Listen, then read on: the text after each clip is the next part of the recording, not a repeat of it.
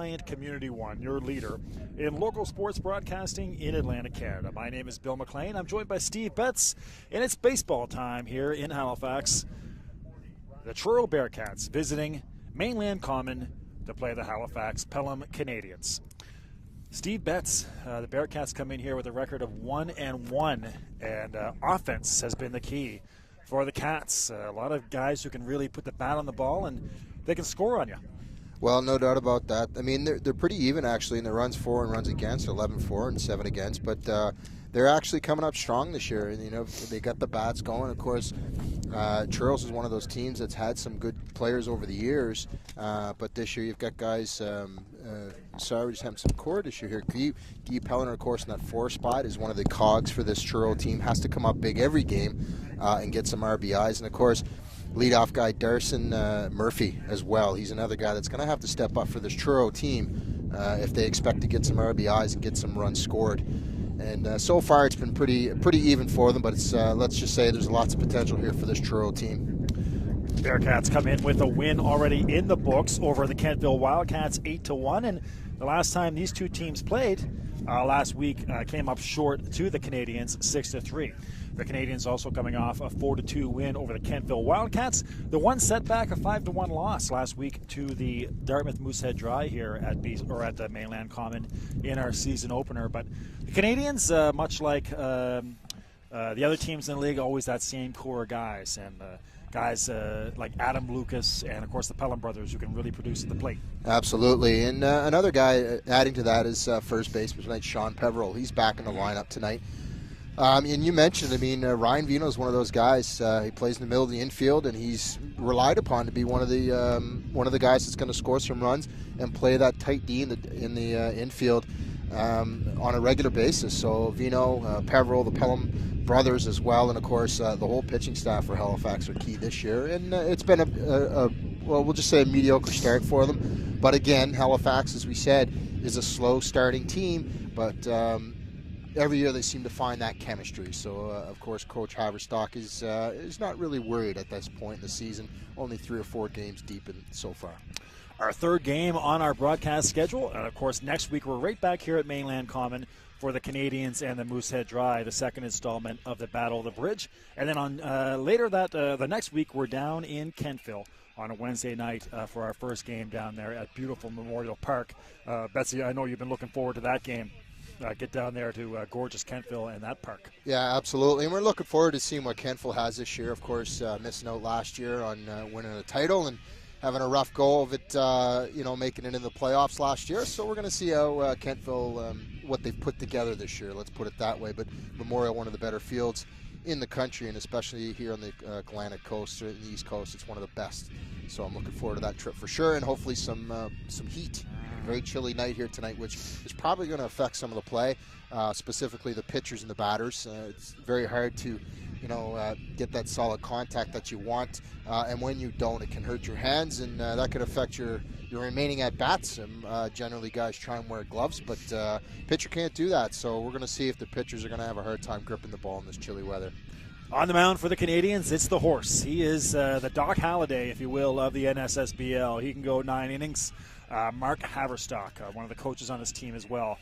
This dude can just flat out deal sometimes. Well, you took the words right out of my mouth, and his name is always there in innings pitched every year, and of course wins are always there for Haverstock. But it's a little bit tricky being a player coach. I've done it, and you really got to kind of have your head either focused on one thing or the other thing. And, of course, he's going to rely on his teammates to help him out with the coaching aspect. But on the mound, there's nobody more focused than Haverstock in this league. And we see him on the mound tonight, and he's out there and he's ready to go. So hello to all you friends watching in Truro, just an hour outside of Halifax. Make sure you reach out to us. Contact information right there on the screen. And here is Darcy Murphy, the center fielder, batting first for the Bearcats. We're underway from Mainland Common. And a pitch on the inside corner. So 0-1 here. A good start for Haverstock. Weather conditions are in play. Wind blowing pretty good from right to left on your screen. Kind of coming in towards home plate as that just misses Murphy. Yeah, this is a tough ballpark to hit on any given day. It's hard to put it out of the park here. You've got to get it on a bit of a rope. It's only 322 down the line. It's not a tall wall. It's probably about an 8-foot wall. but when that wind's coming in, it's going to be difficult to get anything out there deep. So singles and gap shots tonight are going to be the key for any offense. John Chapman, the catcher, is on deck, and Chris Goody in the hole, batting third. That paints outside black, I thought, but off the plate. Now 2-1 the count here on Pelham. That might have been, that might have been a little bit of give and take there. That second, the first strike that was called was a bit of a sketchy one, but nonetheless, Ricky called that one a ball. Here's a 2-1 from Haverstock, and a bouncing ball down the third baseline. There's big Josh Pelham, and no problem over there to first. There's your first out of the game. It's Murphy 6-3 or 5-3. Pretty simple play there, but good start for Haverstock. It's a ground ball, obviously a late swing there, but an easy play for third base. And one of the things Haverstock tends to do is get balls on the ground. He's not a pitcher that throws a lot of fly balls. He's more of a ground ball guy, and that's why this defense for Halifax is so key in the infield, in particular in the middle of the infield. Here's John Chapman. He's the catcher, batting .333 through 2 games. He's got the 1 RBI with a slugging percentage of .444. Curveball to start him off, and Chapman bats it off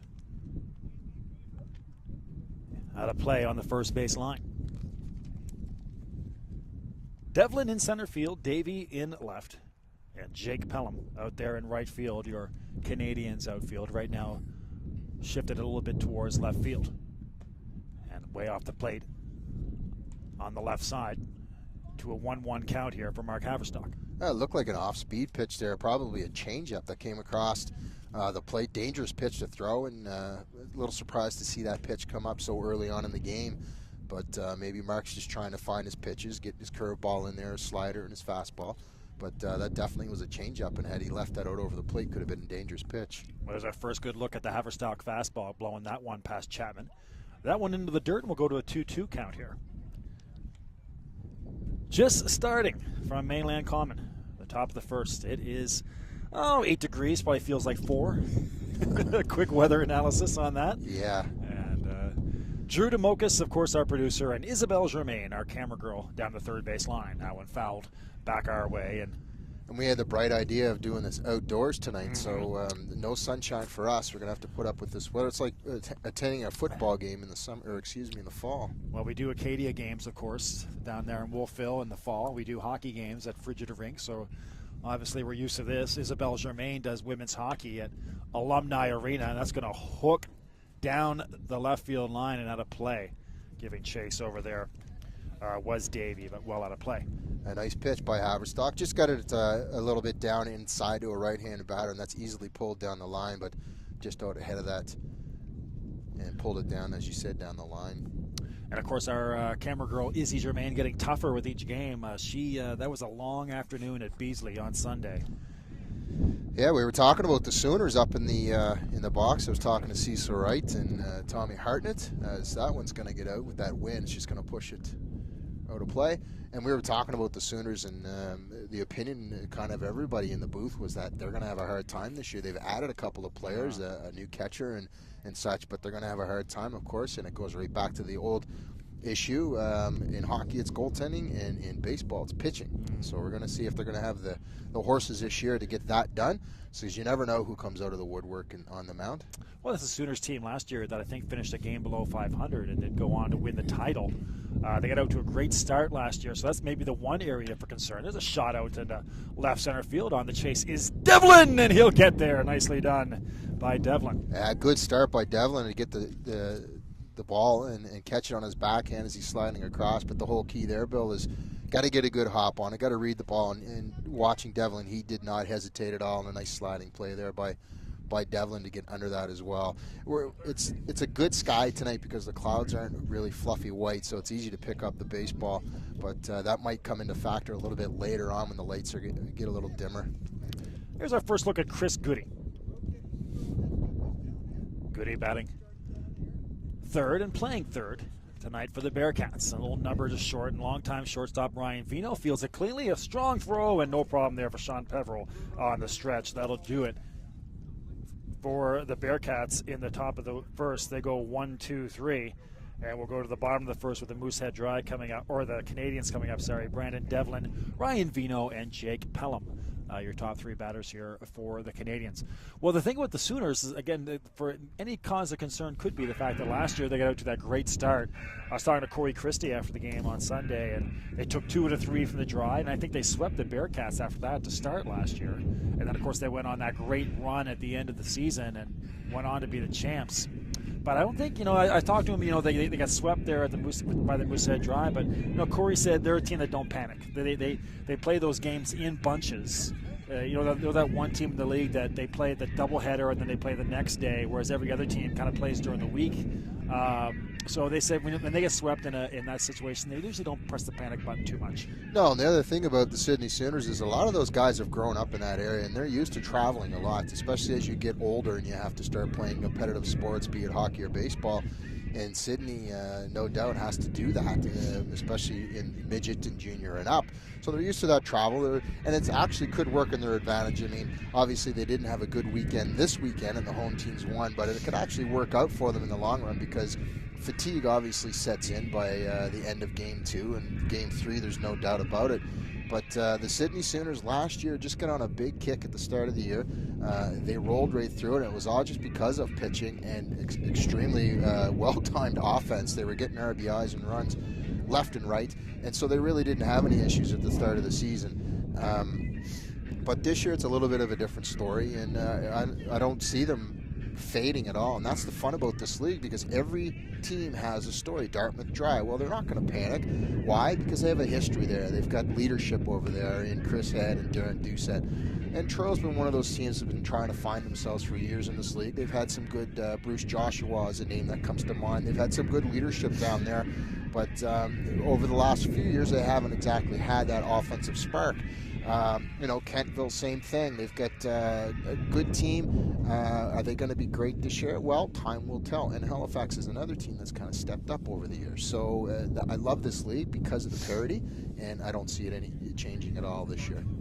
Well, our first reach out on Twitter, and it's Chantel Pittman. Thank you very much, Chantel. She's got us on the she's got some dual screen action going. She's got us on the big screen, and then she's also got the Blue Jays game coming up. I guess the question for Chantel, will she stay with Bill and Betsy, or will she go to Buck and Tabby?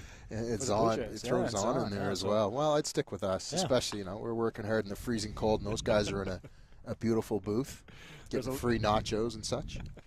There's a little number to Matt Mingo off the end of the bat, and Devlin is retired after that beautiful play out in center field. So retire Brandon, and nobody has yet to reach base here. Here's Ryan Vino, the longtime shortstop for this Canadians team. So thanks to Chantel Pittman reaching out on Twitter. I hope you stay with us throughout the game. And again, you can reach us at the email and the Twitter on your screen. On the mound is Josh Fusti for Truro. Fusti pretty relaxed out there, just kind of tossing the ball around out there, and believe it or not, he's one of those guys on this Truro team that's going to be relied upon to pitch a lot of innings coming up here into Halifax in this cold night. So early on in the season, not exactly the easiest assignment. Bouncing ball down there to first base, and easily retired by Guy Pellerin, the longtime Truro Bearcat.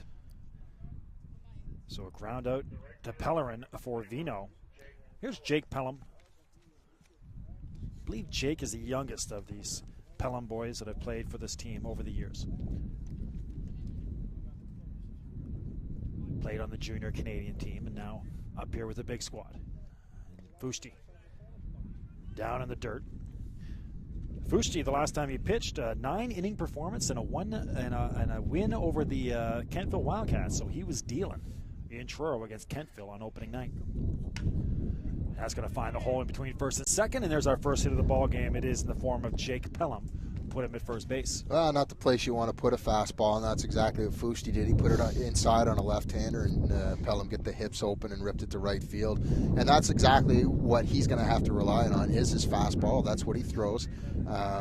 Mixes in a curve and a slider, curve a little bit more. But the placement tonight is what's going to be key. He's got to keep it away from the batters, use the wide strike zone that the umpires have been giving to these guys this year. You saw that on Sunday. And tonight we're not seeing anything different there. So Fusti's got to work the black for sure tonight in order to get some strikes and get ahead of the batters. Here's Sean Peveril. We didn't see Sean last week. They got him back, and He is a big component of this offense. Big slugging first baseman, batting cleanup. First pitch for a strike. Moderate lead over there for Jake Pelham at first base. And punched down the first base line and well out of play. Past the stands down the first base side. Yeah, Pelham not a big threat to steal here, so you might see something along the lines of a hit and run. But 0-2, it's just a protect the plate type of situation. So that's kind of the hit and run's kind of taken out of play here, and obviously the bunt. So Pelham's just, or excuse me, we're just going to look for something to get into play here, so Pelham can get around those bases. Adam Lucas would bat next. Should Peveril reach? Of course, that's kind of a drop for Lucas. Obviously, they're looking to supply a little bit of support there at that 5 spot. Lucas, for the games that I've done in the past, has usually batted second for the Canadians, so a little mix-up for the Pelham team. Well, Lucas is also one of those guys, too, that's relied upon to do, pretty much anything that he can to get this team to the next level. And, whether you're batting second or fifth, it's a good problem for Coach Iverstock to have. It never hurts to have a guy move down the lineup. Sometimes it's just... and as there's a hit for it. Yeah, it's going to drop into left field, and taking third base will be Pelham. Good hustle by Jake. You can put him in the standing up at third, and 2 singles in a row here for the Canadians, sitting pretty at the corner with one of their top RBI men, Adam Lucas, coming up. So there you go, and this is exactly the situation the coach was hoping for. If you can get those two guys that can hit in the 3 and 4 spot, and you get Lucas in there that's used to the pressure of hitting second. Well, this is a good situation for him here with 2 out. So Josh Fushti, he was 1 out away from getting out of the first, now finds himself in trouble, needing to retire Adam Lucas. And an RBI chance here for Adam. He's just a rock-solid second baseman for this Canadians team for years. There's a strike on the outside corner. Bessie, I was saying in our game last week, he's just a guy that you pencil in. You just pencil in his numbers, and you know that's what he's going to get every year. Constant. He is a constant player. Pretty simple. As Peveril's not leading off very much there on first base, but Fushti is working the outside of this plate, and you can see that because the batters have been hitting the balls down the line. So Jake Pelham at third, and at first, Sean Peveril. And 1-1 the count coming up to Adam Lucas. Josh Pelham is on deck. And you can notice a shift out there as well. You got the shortstop basically hanging in behind second base, and the second baseman playing deep in the grass, obviously playing the pull here. Should note, I know you've realized it by now, but the Bearcats are in the white pants, and the Canadians in the gray. Both teams with the black jerseys with the identical red print. So Truro in the white pants and the Canadians in the gray. 1-2, so Fushti 1 strike away from getting out of this.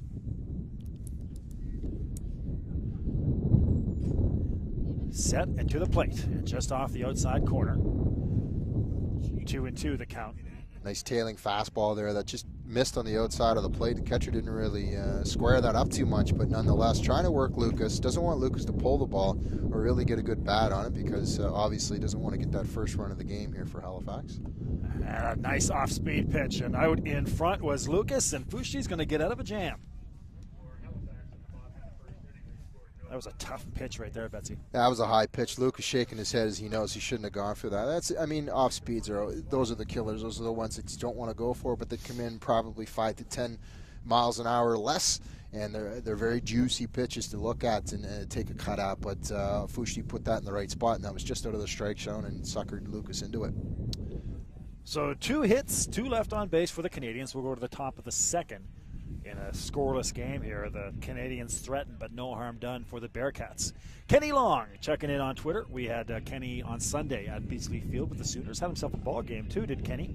He plays a position player and pitcher as well for the Sooners. And we had our Sooners debate there. Great point as well. They were 4-12 on the road last year, 11-4 at home. So this is a team that obviously takes advantage when you make that long trip to Sydney for those 3 games. Well, absolutely. That kind of makes me eat my words, but because generally Sydney is, when they've had success in the past, is been a 500 team both on and off, and I mean that's very obvious. In order to be in the playoffs, you got to be up near that 500 level. They squeaked in, obviously last year, 1 below, but a very surprising record from the Sooners last year. And but that just tells you, I mean, home field advantage obviously worked for them, and this year they've been on the road for the most part. And the other thing is too, the Dartmouth, Kentville's, they've got to go up to Sydney. That's a long drive for Kentville and that sort of thing. So it's a huge opportunity for Sydney to, if they're going to win those games at home. I guess that's where you want to win your game. When you're going 11-4 at home, that's an awesome record. 7 games over 500. So if they can get that back and get that chemistry going back home in Sydney, well, they'll be laughing. They'll make the playoffs again this year. To the top of the second we go. This is Guy Pellerin, Dan Bates, and Ryan Bates.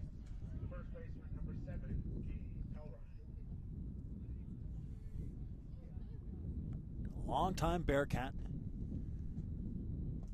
He'll look at ball 1. Bates and Bates will follow. Dan batting 5th and Ryan batting 6th with Tony Stewart should anybody reach. Haverstock having a hard time finding the plate here in the early going is Haverstock. He set him down in order in the first, but a 2-0 count coming up for Pellerin. See what he decides to do here with this hitter's pitch. Takes a hack at it, and it is high into left field. That should be a can of corn out there for Paul Davey. It is. Yeah, Halifax moving the ball in and outside. Haverstock threw a couple of pitches on the outside part of the plate and then decided to go inside and jam that right-hander. So a good pitch there. And obviously Pellerin unable to handle it. Just gets underneath it for a nice, easy, as you say, can of corn and left. Drew DeMocas, our producer. Izzy Germain, our camera girl. Bill McLean here with Steve Betts. And, of course, make sure you let us know how it looks and sounds. Haverstock bounces it. Underhand toss. An interesting choice there by Haverstock, but he'll retire. Yeah, it took a short hop on him and kind of rode up his wrist, but he was able to knock it down, keep it in front of him. Nice play there. You'll get yourself a gold glove for playing defense like that. But he had plenty of time. It was well hit enough back to him, so he was able to get it over. And Haverstock, not a dude that you're going to want to let get into a rhythm. Obviously, this is a guy who has that reputation of going deep into the game, that horse reputation. You don't want to let him get settled in. Well, let's put it this way. You know darn well that he's going to be there into the 5th, 6th, and 7th innings. Coach is probably going to try and pitch as many innings as he possibly can. Believe it or not, you're inning watching, as I should say, for all your pitchers, and him being one of the guys that's just going to pitch most of the time, he's going to go deep, and so the batters know that they're going to see him 2 and 3 times at least.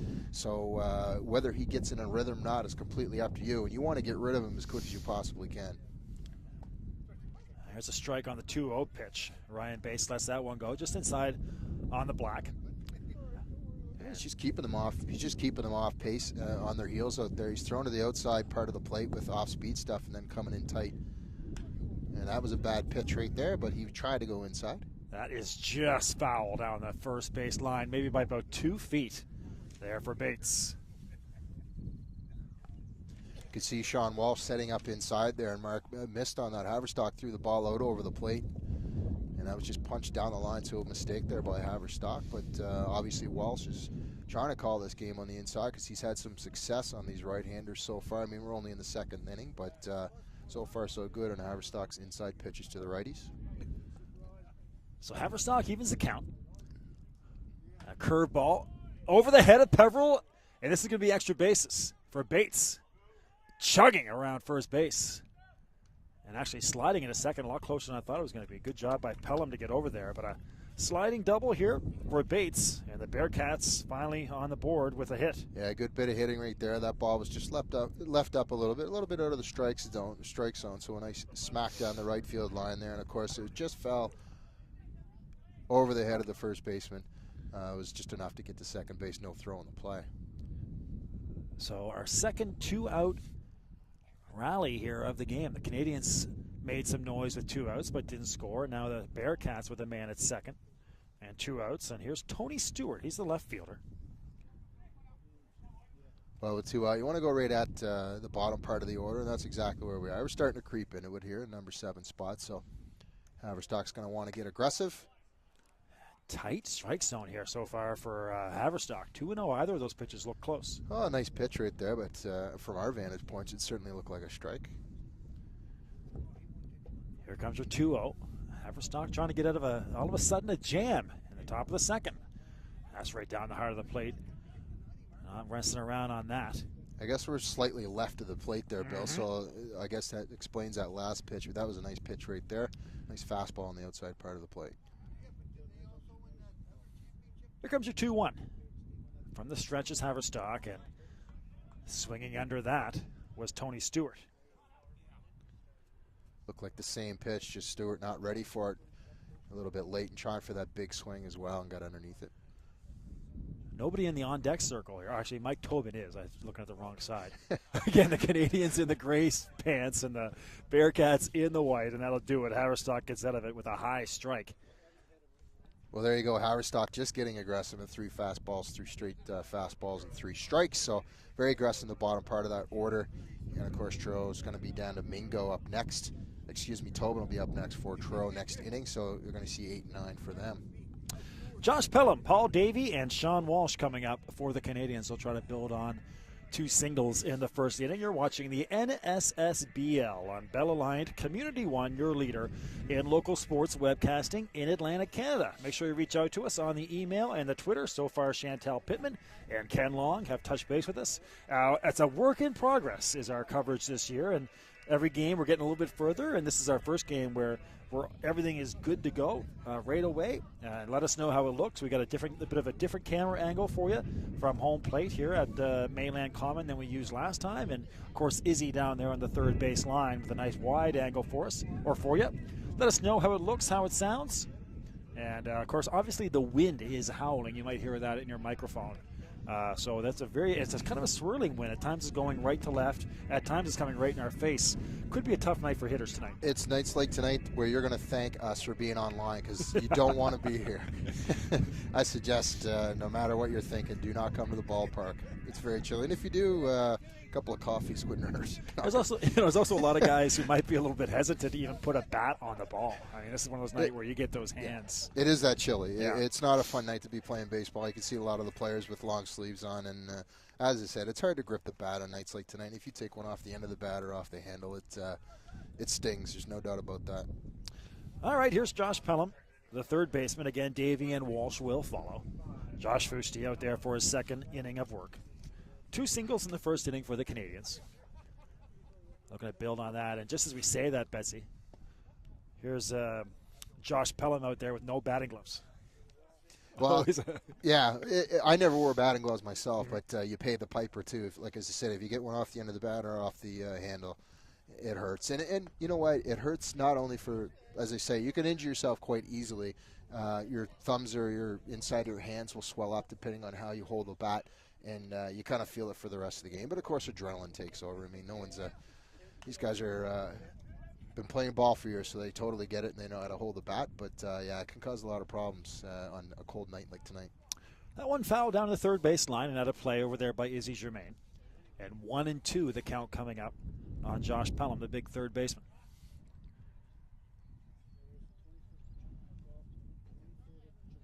Here's your 1-2, and that's going to get under the first baseman and out into right field.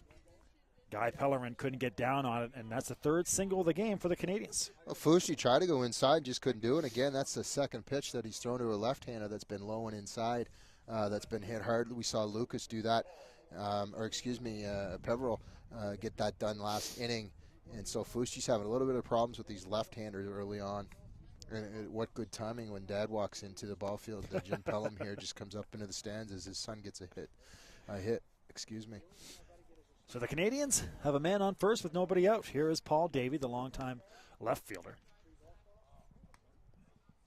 1-0. That pitch just off the plate. Mike Tobin, Sean Walsh in the on-deck circle with Pat Gilbert, the DH, batting ninth. That's a pretty good guy batting ninth and DH for you, Pat Gilbert. I mentioned that to the guys in the booth. I said, wow, having Pat Gilbert, one of the better hitters for this Halifax team in the ninth spot's a nice problem to have. So you can see what Haverstock has done tonight. He's got Lucas in the 5 spot, and he's got Gilbert in the 9 spot. So a little bit of a different approach for tonight's game. Darcy Murphy's out there in center field. Stewart in left, and Ryan Bates in right. Right now they're shifted a little bit to the left side. A bouncing ball to short. And they'll get the lead man, and then no luck on the relay is a good job down there by Pelham to to take out the relay throw. Well, we saw the first square around I'm not going to say it was a fake bunt because the pitch was so outside, but obviously an attempt to move that runner over didn't work out so well. So electing to swing away was Halifax, and it didn't work out for them as the double play gets one guy out. So Tobin Domingo for the first out of the inning, and put Paul Davey at first base. Here's Sean Walsh. Left-handed hitting catcher. Pat Gilbert to follow. So we'll see if Fushti gets aggressive like Haverstock has for Halifax, and this is the bottom part of the Halifax order. That one was low. So 1-0 coming up here. Moderate lead down there at first base for Paul Davey. And a little throw over to keep him honest.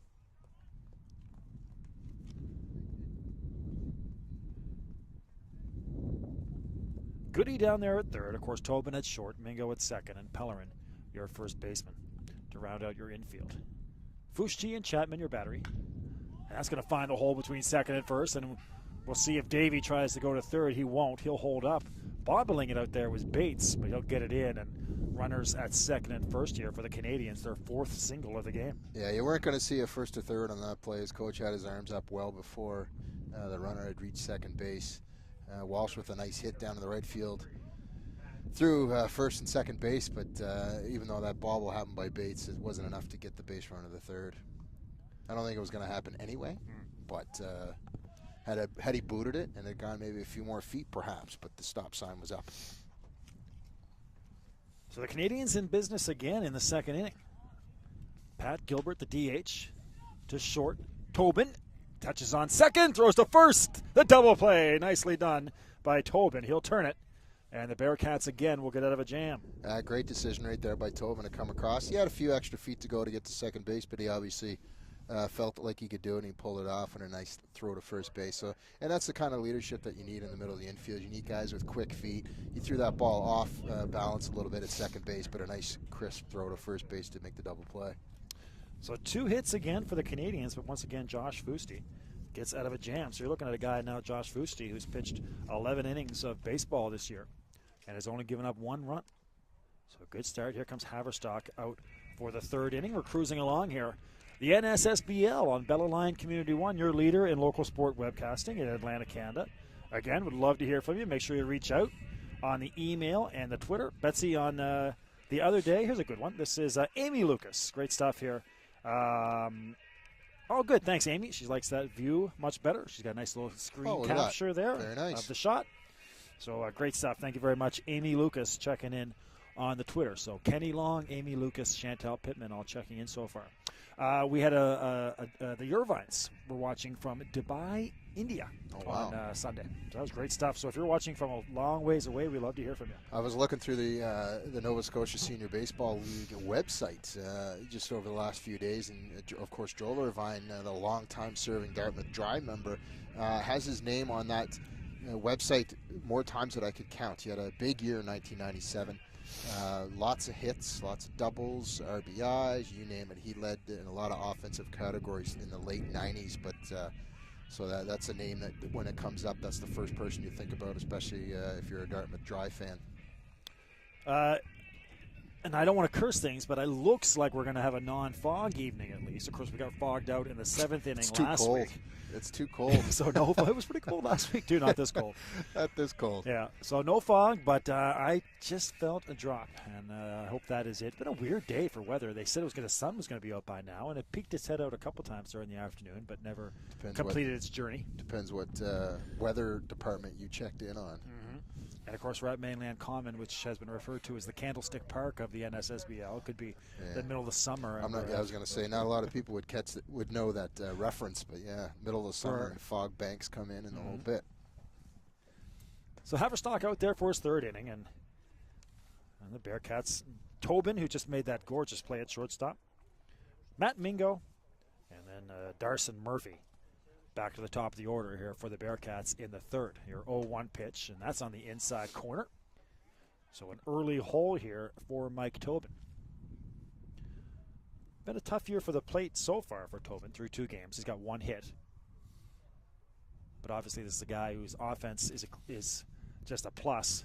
Can really do it on the defensive end. A little number down there to Lucas, and the ever-steady second baseman has no problem with Tobin. Well, you can see another ground ball by Haverstock. Working those right-handers. He's working them inside and out.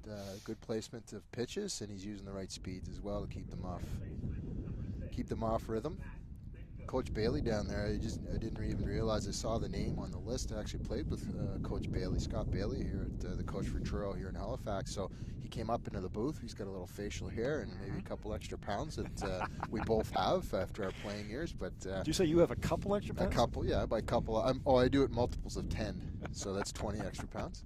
And of course, yeah, so we'll have to say hello to Coach Bailey and see how he's making out, see what his plans are for the season this year, because I mean everyone would obviously have some sort of strategy going in, and it's obviously based upon the personnel that he has around him and what he's got for players. And one of the situations that he's in tonight, he's got Chris Goody playing third base, who is actually an intermediate pickup. He plays for Bedford Outlaws, and you're allowed to play 3 games in the senior league before you lose your eligibility. So this is Goody's first game at third base, and obviously if they're going to call you up and use your eligibility, they're going to put you in the game. So he's playing third base tonight. Here's Matt Mingo, the second baseman. Rounding out the lineup for the Bearcats, and then we'll come back up to Darson Murphy. And John Chapman, should anybody reach. A 1-2 pitch coming up here for Matt Mingo. And high gas. And swinging under it was Mingo. High pitch, high and tight, and that'll fool you every time. You just get so, it's a pitch that you just want to hit so hard, but you got your hands down in the right spot. You're still not going to catch up to it unless you're on your tippy toes and you're anticipating it, but that's not going to happen there for Mingo. So that's the second strikeout for Haverstock. And back to the top of the order with Darson Murphy. He grounded out to third base to lead off the ballgame. 1-0 count coming up here for Murphy. Outfield shaded a bit to left field here against Darson.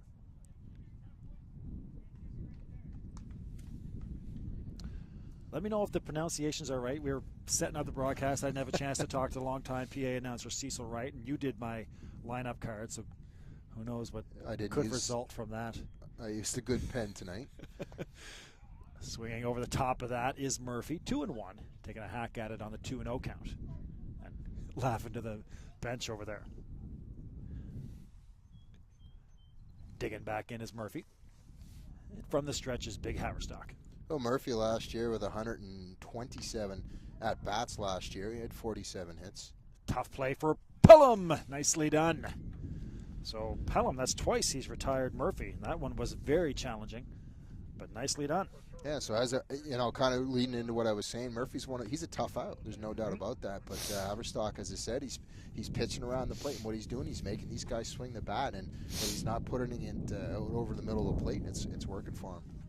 So through 3 innings, Mark Haverstock has only given up 1 hit, and we'll go to the bottom of the third here. The Canadians back up to the top of the order with Devlin and Vino and Pelham. Both innings so far, the Canadians have threatened, but have yet to get that knock to score a couple of runs. Next week, we're right back here at Mainland Common.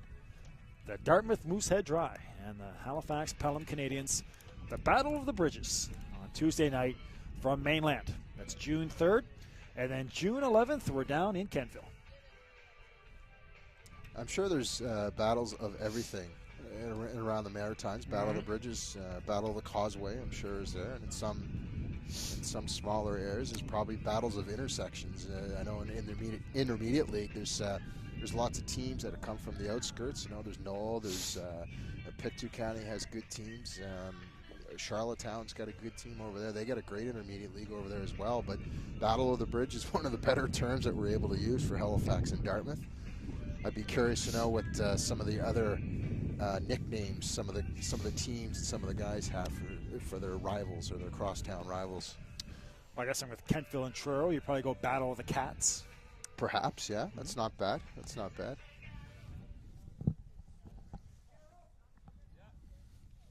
Just trying to help you out with that. Yeah, no, there's not a whole lot there for that one. It's not a conversation you want to have too often. The NSSBL on Bell Alliant Community 1 all summer long, and hopefully warmer days are ahead. Brandon Devlin steps in for his second at bat. Brandon grounded out to second base in the first inning. Vino, Pelham, and should anybody reach Sean Peveril. Here's Fushti out there for his third inning of work. A hot shot down to second, and no problem for Matt Mingo.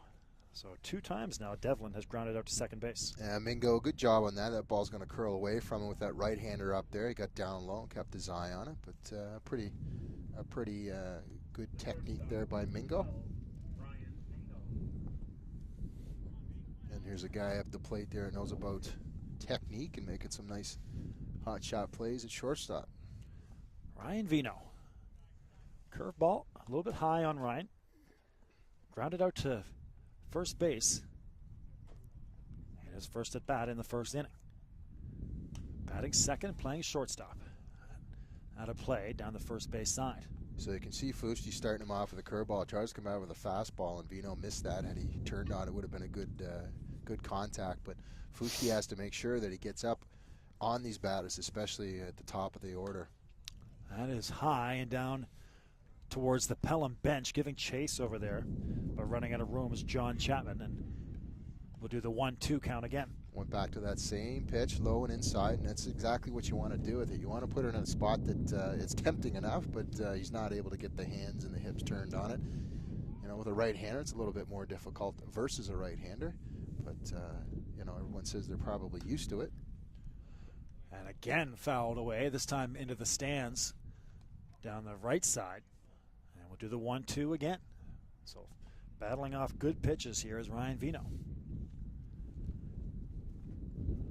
And Josh Fushti 1-0 on the season. Pitched the complete game against Kentville, and so far scoreless in this one.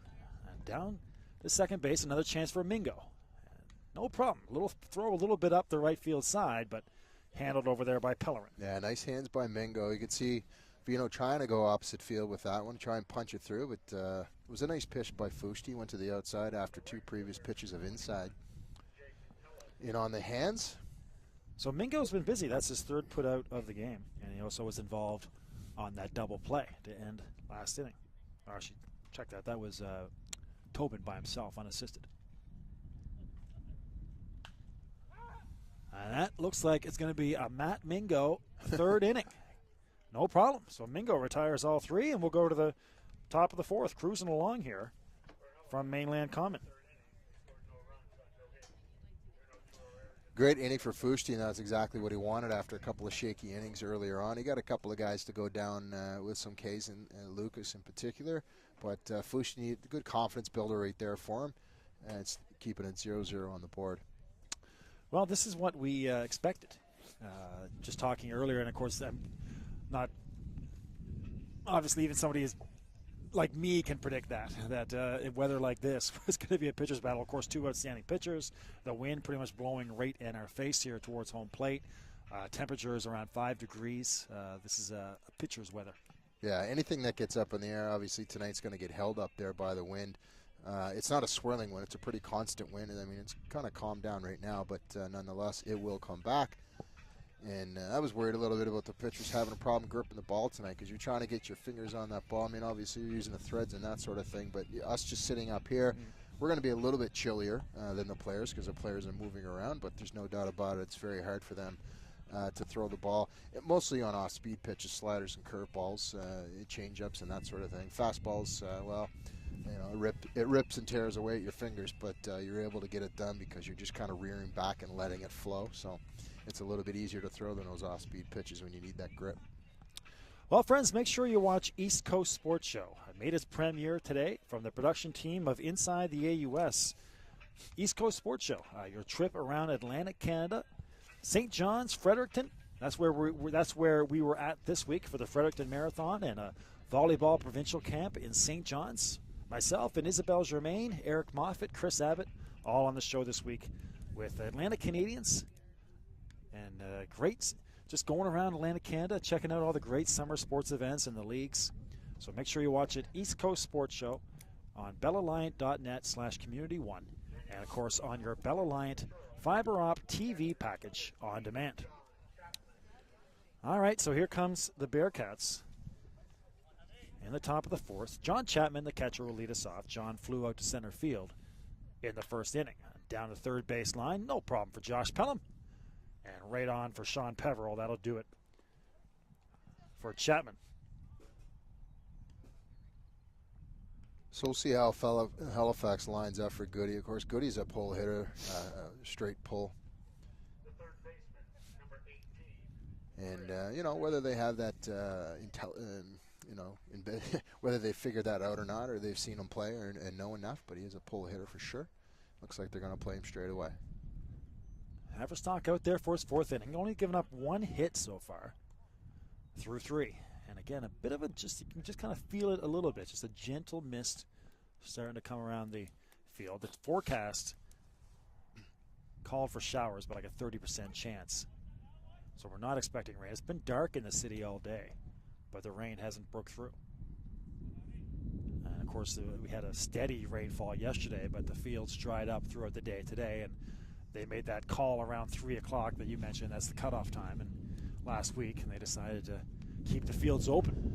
Well, and it's not a physical actual check. They basically just kind of look out the window, and they're not driving around or walking on the outfields. You just ruined it for me. I thought there was a guy from the city driving around. We all wish and hope, because there's been nights where the games have been canceled, and you're wondering, well, how is the game canceled? It's been actually beautiful since 2 o'clock, 2:30, but it's the rainfall that comes down, and whether or not there's enough wind, and I'm sure they've got some sort of way of figuring it out. But I can tell you right now, I wish it was a better science for them here in Halifax, because there's been nights where the game should be played and it hasn't been. Ryan Vino, no problem, and 2 up, 2 down here in the early going. This game is moving quickly. Both pitchers throwing strikes. Infields are sharp. And 2 outs in the top of the fourth. Here's Guy Pellerin. Flew out to left field in the first. And of course, I was talking to a fan before the game. This is a league that has been historically snake bitten by weather. And that's going to be popped out into short right field. Back there is Lucas. And a good job by Adam to get back on that. And 3 up, 3 down to go with the Bearcats. So only 1 hit surrendered so far by Mark Haverstock through 4. Peveril, Lucas, and Pelham coming up in the bottom of the fourth here for the Canadians. But it's been a league that has been at times just completely snake bitten by weather. I remember a few years ago it took them to like late October just to finish the playoffs. But as bad as it's been, I mean, it's wool sock game. I mean, it is like gloves and wool socks tonight. But as bad as the weather's been, there have been no cancellations yet. No, so far so good. But I have to tell you, I mean, I grew up in New Brunswick. That's where I played my baseball. And I mean, we have a much different environment up there. The weather is much hotter. We probably get more days of sun in the summertime. Spring comes a lot earlier, or used to come a lot earlier here in Nova Scotia. But New Brunswick was always a good spot for baseball because we had a lot of sunshine. But when I moved down to Nova Scotia in '95, every year it seemed to be, cancellations. And basically the seasons were the same. They all started around what we call May run, or it's a long weekend in May. And generally, that's when the games start up. But, for the last 5-6 years, summer has gotten later. It's gone into September and even in the first week of October. But the schedules still haven't changed. The schedules have always been May. And unfortunately, June has always been a wet month. So a lot of cancellations. So we're not even into June yet. But as long as the rain's not coming down, you can play in cold all day long. But so far, so good with the rain. But, I'm a bit of a skeptic when it comes into June because June has, traditionally not been a good month for baseball here in Halifax. All right, so let's go to the bottom of the fourth. Here's Peveril, Lucas, and Pelham. Sean Peveril, he had a single in the first inning, but was stranded. Low and inside. That's been a pitch that the umpire's been giving. That's corner anyways, but that one a little bit low. Yeah, Peveril went to the right side, just punched it through. It was a nice knock to the right side. So we'll see if Fushti sticks with that. didn't get the call there. That looked like it was a nice pitch right out over the white. So the umpire deciding that that one wasn't a strike, but I would have called that one a strike. Tight strike zone tonight. 2-0. But the pitchers have adjusted well. I mean, they're throwing, they're making guys put the bat on the ball. Well, as I said, they're throwing it around the plate. I mean, that's the whole point. You're not necessarily trying for strikeouts. You're trying to get ground balls. Haverstock's been successful in that. Peveril just taking that one all the way, but Haverstock's been successful on that. And Fushti's been kind of mixing it up a little bit more, but whatever, it's working. It's nothing going into the fourth here. So another tight pitch, just above the belt, and a walk here for Sean Peveril. Yeah, you can see the umpire and catcher trying to figure out exactly where that ball was, and obviously Ricky's going to call that one high, but I don't know. That looked like it was belt from here. Adam Lucas stepping in. Paris Chadwick, thank you very much, Paris, checking in on Twitter as my phone officially goes dead. So our Twitter, you're going to have to pick up the slack on Twitter. Chad Paris. I think I know who that is, my friend. So Chadwick Paris checking in on Twitter. Thank you very much. Great to have you with us. I wonder if Chad realizes who's calling this game. Chad's an old teammate of mine. Played a couple seasons with him. Nice to hear from you, Chad.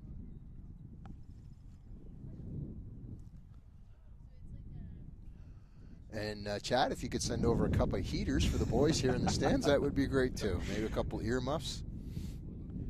The wind picking up, and you right now, Betsy, we can feel a little bit of that rain. But again, it's just nothing too serious.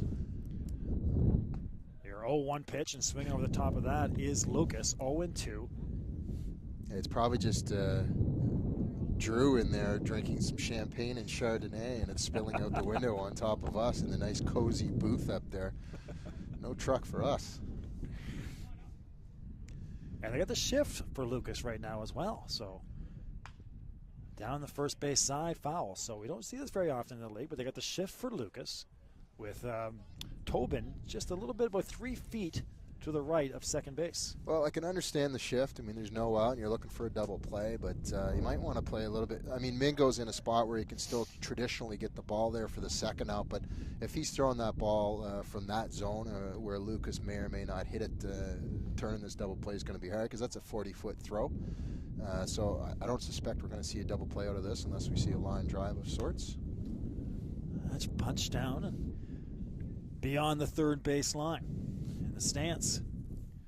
So 0-2 on survival mode right now is Lucas.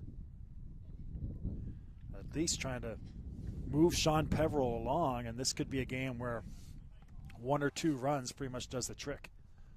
Well, I was going to say, it's nice to see some small ball here. We've only seen 1 square around for a bunt, and that was a bad pitch. And neither coach right now thinking about that, and obviously we're seeing that because there's been a lot of swing away. There's just been no real hit and runs. Running tonight's going to be a little difficult. The legs are tight due to the cold, but a nicely laid bunt can move a guy over, and then you just need a knock. So it is the 4th inning, but I agree with you. This could be a 1 or 2 run game, and so why not move a guy over and hope for a pass ball or a sac fly, something. Get a little bit of billy ball, a little bit of small ball. 2-2. Lucas fighting his way back. Peveril, still down there at first base. About a 3-step lead. Actually, a pretty good lead down there for Peveril. They're going to take a throw over there to keep him honest. Well, a guy like Peveril is a big, tall guy. He should, and I mean, if you're looking to steal, you're diving back into first. So his lead's not as big as it looks from here. Here's the 2-2. Rolling over it is Lucas, and it just goes foul. Yeah, you can see Lucas having a hard time at the plate right now, shaking his head and blowing some smoke. That's cold air, actually, but you can tell his timing's off a little bit. That's a nice pitch there. He's not getting the hips open. He's keeping his hips. He's sending his hips towards Fushti, and he's got to open them up, get the hands through the zone, and he'll make better contact with that. He's hitting the ball on the top of the ball.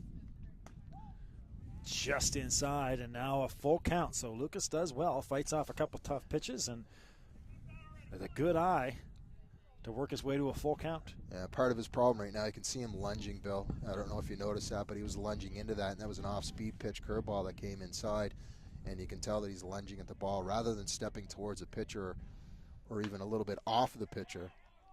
That is fair down the first base line. Going first to third is Peveril. Lucas thought about second, but they get the ball in quickly to Pellerin, so Lucas will stay right there, but Lucas, what an at-bat. 0-2, looking all out of sorts, works his way back into it and gets himself a knock. Well, what he did there was he actually he waited enough, waited long enough, and he opened his hips up and knocked it down the first baseline. So you can see why Truro has the pull, the infield switched over on him. But a good bit of hitting there. He corrected himself just at the right time, obviously. Now we've got a runner in scoring position with no out. That could be our first run of the game. It's deep to center. It's going to drop in front of Murphy. Murphy overplays it. Going first to third will be Lucas. And standing up at second is Pelham. So there's your first run of the game, an RBI for Josh Pelham. First pitch knocked into center field, and that took a bad hop in the outfielder. Center fielder had to watch that ball go by him as it hit the ground and spun away from him. But a nice bit of hitting right there to go right at Fushti. No wasted swings on that one. So Adam Lucas goes to third, Josh Pelham to second. First base is open, and Paul Davey stands in with no outs in the top of the fourth. And now Josh Fushti will try to get on damage control.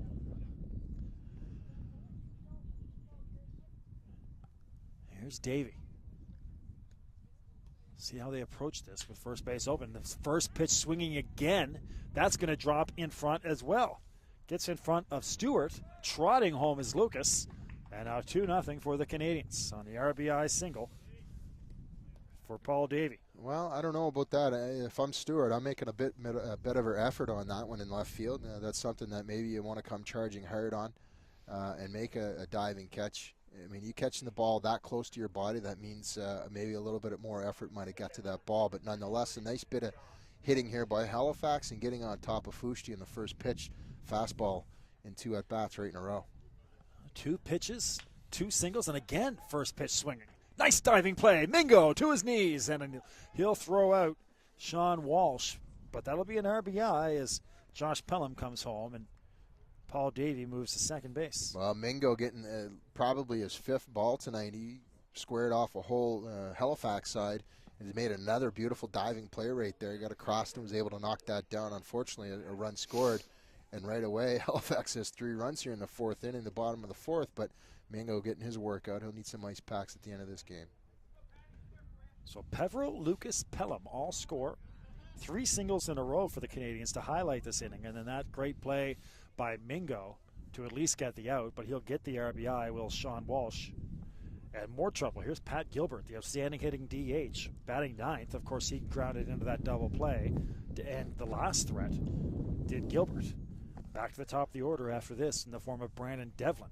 Another tough call there. It looked like it looped in, but just off the outside of the plate. Yeah, I think you're right, Bill. Kind of came around the plate, so actually a good call there by the umpire. Fushi just didn't get it enough on the black. And just a quick note, Bill, nobody in the bullpen right now for Truro, so obviously Coach Bailey thinking Fushi's just got to get out of this. It's still early. It's a 4th inning, so we're not even halfway through the game quite yet. 1-1 the count. The NSSBL on Bell Alliant Community 1. Bill McLean, Steve Betts, Isabel Germain, our camera girl. Looks like Izzy's doing okay over there, all bundled up. She's probably stuck to the bench as I was. That's why I had to get up, move around a little bit. Drew DeMocas, our producer, in the broadcast room. 1-2, the count. Coming up here on Pat Gilbert. Next week, we're right back here at the Common. Dartmouth and Halifax. Here's your 1-2. That is low.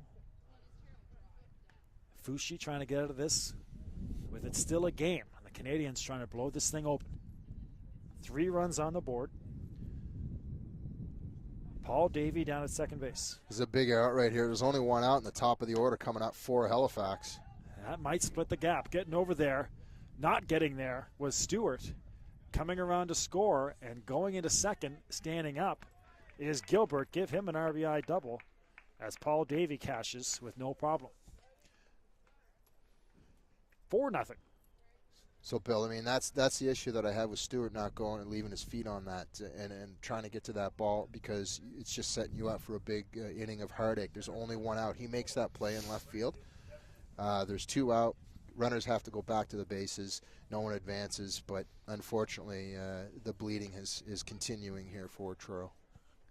So put Gilbert now at second base. Still 1 out, and back to the top of the order, Brandon Devlin. He's grounded out twice to Matt Mingo. A single would give the Canadians a very commanding 5-0 lead. That gets past. And running over there to get it is Chapman. The pitch into the dirt from Fushti. You going a wild pitch or pass ball on that, Betsy? Well, it was a good pitch, and Chapman's got to get in front of that and knock it down. It just looks like he didn't get his glove down and absorb it quick enough, so I'm giving that to Chapman. Fushti made the pitch. He made the right call on the pitch, and Chapman's got to be ready for it. That is a high pop fly. Mingo and Tobin hustling to get back there, and no luck on the basket catch, over-the-shoulder basket catch there for Tobin. It bounces off the tip of his glove, and we'll see if that's a hit or an error. That was a tough play for Tobin, but at the worse for Truro. It's now a 5-0 lead for Halifax. I'm not really sure why Tobin didn't turn on that. He had plenty of time to kind of get under it, and he probably could have caught it over his shoulder or maybe even spun around, but he tried to do the basket catch. But if you're going to do that, you basically got to catch, you got to kind of bend your body back and catch it over your shoulder and bring it in right to your belly. And that way, the reason you want to do that is because you actually have a chance of cradling it against your body. And you see how the result when you don't do that. You just stick your glove out and it's going to drop to the ground. 5-0.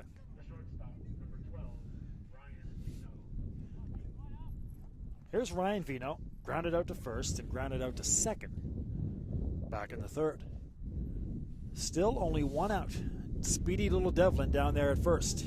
He'll go halfway to second, and the wind really takes that away from Bates. Vino's going to push for 2. He'll stand up. And a wide turn at third. They get it back there. But getting back standing up was Davey. They nearly had him picked off as he took the big wide turn. Well, you're being more generous than I am, the right fielder for Truro, making a bad play on that ball, Bill. The right-handed batter up there, if he hits anything inside out, and that's exactly what happened there, that ball's going to tail away from you. So that's just a bad play in right field. Unfortunately, it's a single and a bad timing because there's still only 1 out, 5-0. But you got to make sure you know who's up there. And as an outfielder, you got to understand when a guy hits a ball, you got to read it off the bat, and you got to understand that ball's going to tail away from you. So let it curve into you is what I'm saying. And unfortunately, he didn't do that, and that dropped in for another one. So a tough play out there for Ryan Bates. Put Vino at second base. Devlin now at third. First base is open, 1 out. Here's Jake Pelham. He singled and got stranded in the first and popped out to second base back in the third. With a single here, he could blow this one wide open. Already 5-0. And of course, Fushti's one. I mean, this is hard on Fushti. He said Coach Bailey went out and talked to him, but I know what he said to him. He said, "Listen, just get me through this inning. Keep doing what you're doing. The guys are, have let you down. We had an error at short, a couple of plays in the outfield. Listen, just keep rolling here. Keep throwing the ball, and your teammates have to help you out." And unfortunately, Truro's defense is just having one of those innings.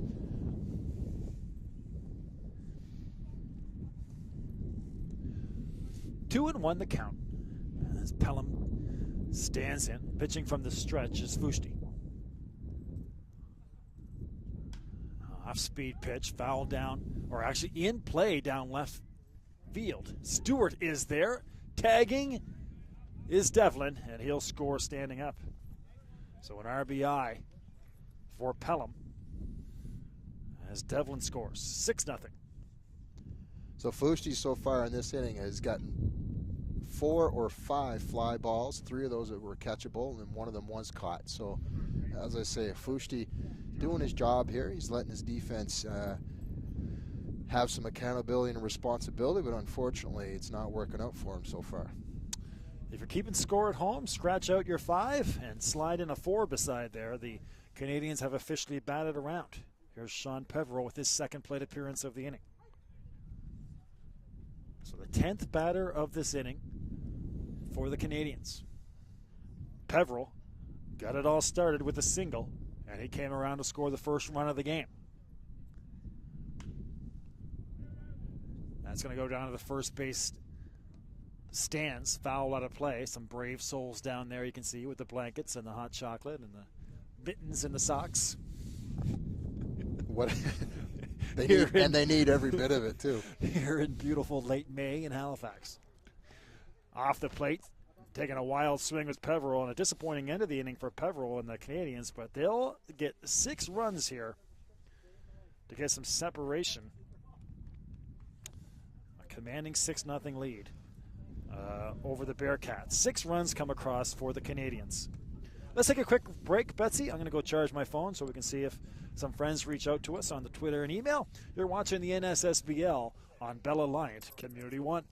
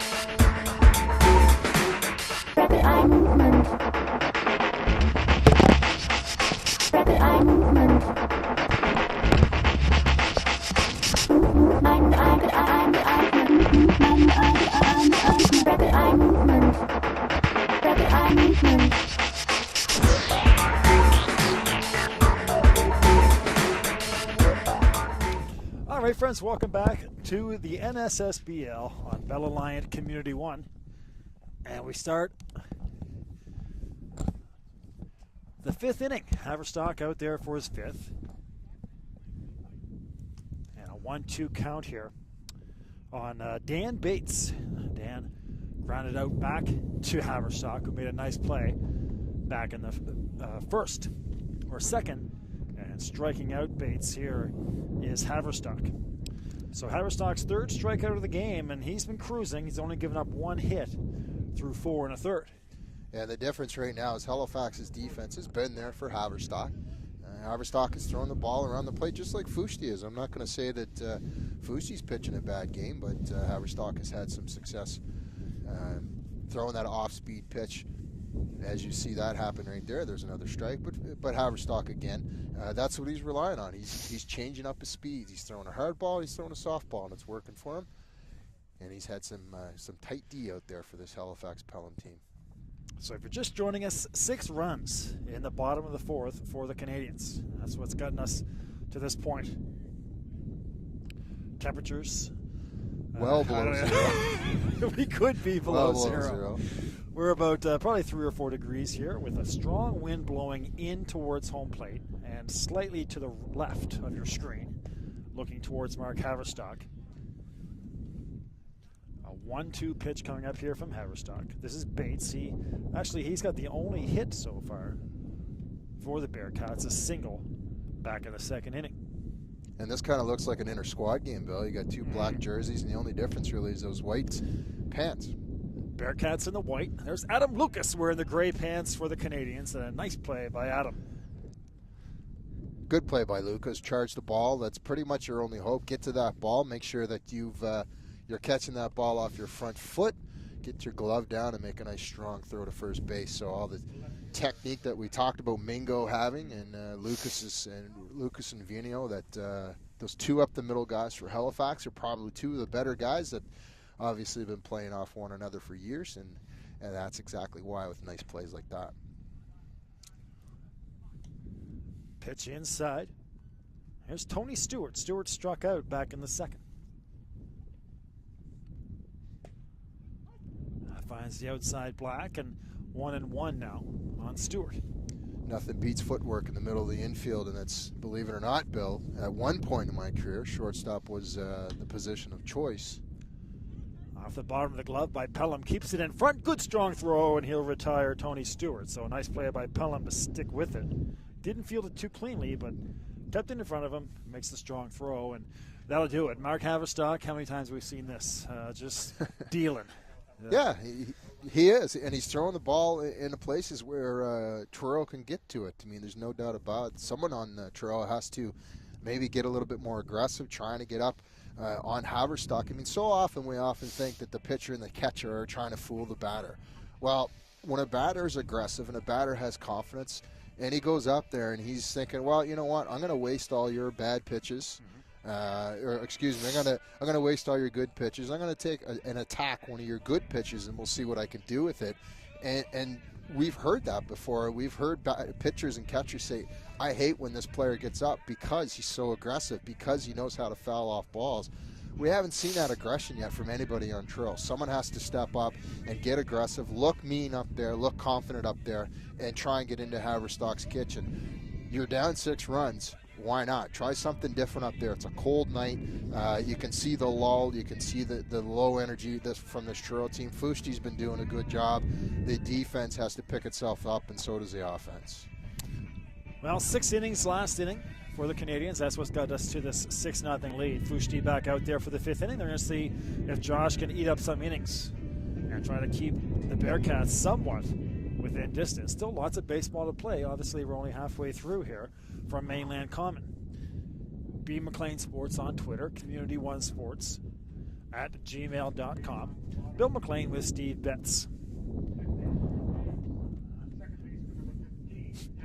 As we go to the bottom of the 5th, here's Adam Lucas. Lucas singled, had an RBI, and scored. Or actually, he didn't get an RBI. He moved Peveril at the time from 1st to 3rd, and then came around and scored.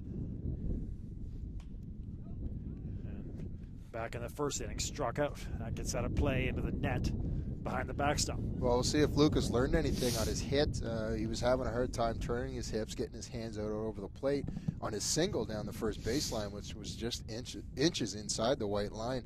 That's exactly what he did. He waited on the ball and he yanked it down the line. So we'll see if he's going to take that approach at this at-bat. Pulls it down the first base side. No problem for Peller. A nice little play to shovel it there to Fusti. And good hustle by Josh to get over there. So good play here again. The Canadians batted around there in the 4th, sent 10 batters to the plate. So Josh Pelham's namesake either moving or going on home. Jim Pelham, of course, in the stands here earlier on, but this weather has kind of shooed him away. I can't really blame them. Weather or me. Sometimes people find me annoying. friends in the stands when they sit beside me. I don't know. It's a rough night. This is not baseball weather. I know we're talking a lot about it, but Josh Pelham, he pulls that down the first base line, and that was a long ways to go. Nobody's going to get there.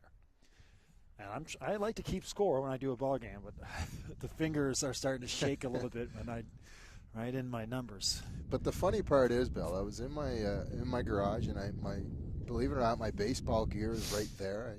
Retired from baseball, but I still like to have it.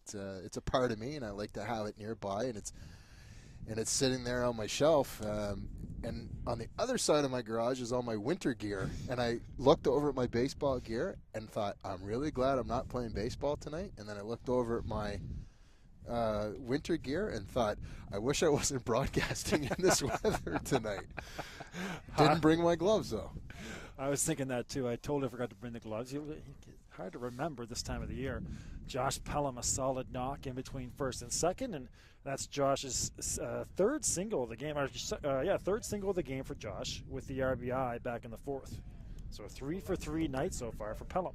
Well, what Pelham is doing is, what some of the Truro team has to do.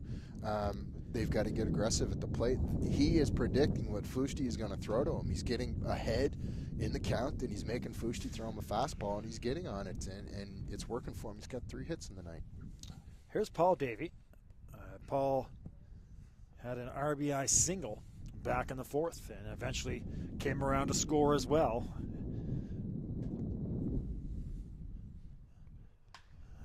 That looks like that might drop in front. Good hustle this time by Stewart. So Stewart picks it up, makes a nice diving play to retire Paul Davey. Well, there you go. The effort by Stewart, and that holds down a single and advancing the base runner. So that's the exact effort that Stewart needs to have out there, and that's a good play right there by Stewart, getting underneath that. Didn't let it drop. That was the key there. And, of course, we saw that bad inning they had a couple of innings ago, and I was on Stewart for that, for not making that play. Well, he made the play there, so excellent play by Stewart. Sean Walsh had a single back in the second, was stranded, and then had the RBI groundout back in the fourth, grounded out to Matt Mingo. That was a nice diving play by Mingo, but Walsh got the RBI.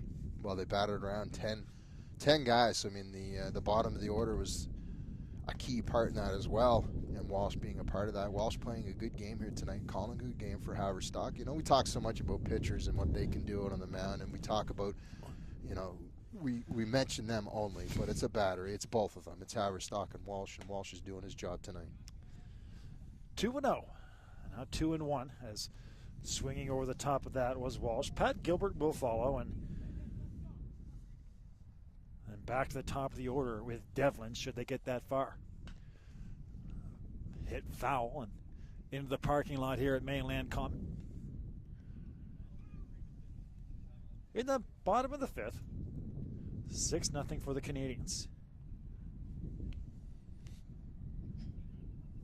Here comes your 2-2. Off the inside of the bat, he might get that down. Muscled out into short right field, going first to third. Here will be Pelham, as the throw comes in at Tobin, and another single for Sean Walsh. Wow, defensive play right there.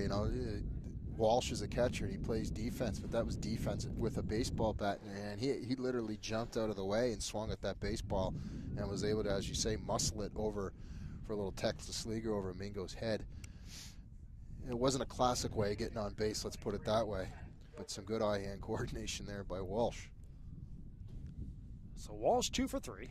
And here's Pat Gilbert. Gilbert grounded into that double play back in the second by Mike Tobin, and had an RBI double back in the fourth, and would eventually come around to score as well. That got in on the hands of Gilbert. That hurts. Looks like he took it off the foot there, but he's all right. See if I can get some heat coming out of producer True's room here by the window. And you're right, that does hurt the feet. Those, the leather shoes that they have, not exactly insulated for this type of weather. But he seems to be all right. Luckily, we have our inside the AUS winter coats on to keep us warm. I have not only the outside, I have the liner on as well. That one hit into the parking lot here as well at Common. First base side or third base side getting a lot of work out there. One gentleman going back and forth as a young lady comes in with a Starbucks. I was looking at that too. Wish I had known. Would have given her my debit card. That pitch just misses the outside. 1-2. As the sun falls, or the night falls, I should say, here at Mainland Common. Knocked right back up the middle. The seventh run will come across for the Canadians in the form of Josh Pelham, and that's an RBI single for Pat Gilbert. Give him 2 RBIs on the game. Yeah, Gilbert just getting the ball out over the plate. Fusti, unfortunately, put that one right down the pipe, so Fusti probably tiring out a little bit. And he looks a little bit discouraged, shall we say, about that pitch. Chapman going over and have a conversation about him, saying, look, man, just keep throwing the ball. We're trying to get out of this. We are in the 5th inning. And obviously nobody's in the bullpen for him, so Fushti's obviously going to be out there for a few more innings. But that's probably only the second really hard hit ball of the night. Saw Peveril's shot over the over the first baseman's head is one of the harder hit balls, and that's Gilbert's shot right there is probably the only second one that was hit hard. Brandon Devlin back up. This is his 4th at bat of the game. Grounded out twice. An RBI single. Back in the 4th, and it would come around to score as well. That's an easy pop fly over there for Pellerin, and that'll do it for the Canadians here in the bottom of the 5th. So one more run comes across for the Canadians. We'll go to the top of the 6th here for the Bearcats. They need some runners. So you can see what happens when Truro plays defense. 1 run on 3 hits. So, I mean, Fushti, as I said, is keeping them in there. I mean, you play some defense, and you'd be surprised how many times you could put zeros up on the board. Canadians do get 1 across. As we'll go to the top of the 6th. Tobin, Mingo, and back to the top of the order with Murphy. Well, I was talking to the boys on Sunday. Of course, the Sooners in the Moosehead Drive, we had the Sunday game, just the one game in the afternoon, but they played the doubleheader on Saturday, and I was asking how they made out on Saturday night. It was freezing cold in the Halifax area on Saturday night, and they had to play the second game of a doubleheader, a 12-4 game. Ouch. On a freezing cold night at Beasley. Ouch. And they talked about how that was a tough one to get through, and we're slowly but surely settling into that here at Mainland Common, unless the Bearcats can get something going. Well, I mean, it's an argument every year, and I was an advocate for it and pushed hard for the schedule to be changed. I actually, not necessarily in this league, but just baseball in general, times have changed. There's no doubt in my mind that the weather has changed in May and June, and you're basically seeing probably mid-July to late September where there's not a lot of rain. And the nights are nice and calm and beautiful. So, there's the theory. Well, let's schedule the problem is they start the season early and hope for the best, and then jam all these games in near the end of the season, and it causes a lot of problems for practices for midget, junior, bantam because they're on these fields, and then you've got some issues where sometimes games are dropped because at the end of the season because they're not going to mean anything. Well, that's not the way scheduling should happen. So my thought was start the season later so you hit more good weather. Yes, it's going to go later in the season into September, but you can work around nationals. You can work around all these other leagues and everything else if everybody get on the same page. But as much as I'm very pro that, there's guys that are completely against that. So it's a very hard situation, but it's a reality here in Nova Scotia. Here's Mike Tobin. That one's going to make the field house. Yeah. Out of play. Down the third baseline. 1-1 the count coming up on Mike. Tobin grounded out to second base back in the 3rd inning. His 2nd appearance of the game. That is high and into the air, and Mark Haverstock comes in, but Pelham goes off the heel of his glove. So Haverstock got over there, could have made a play, but Pelham, as you're supposed to do, calls off the pitcher to make the play, but it goes off the heel of his glove. Well, you know what?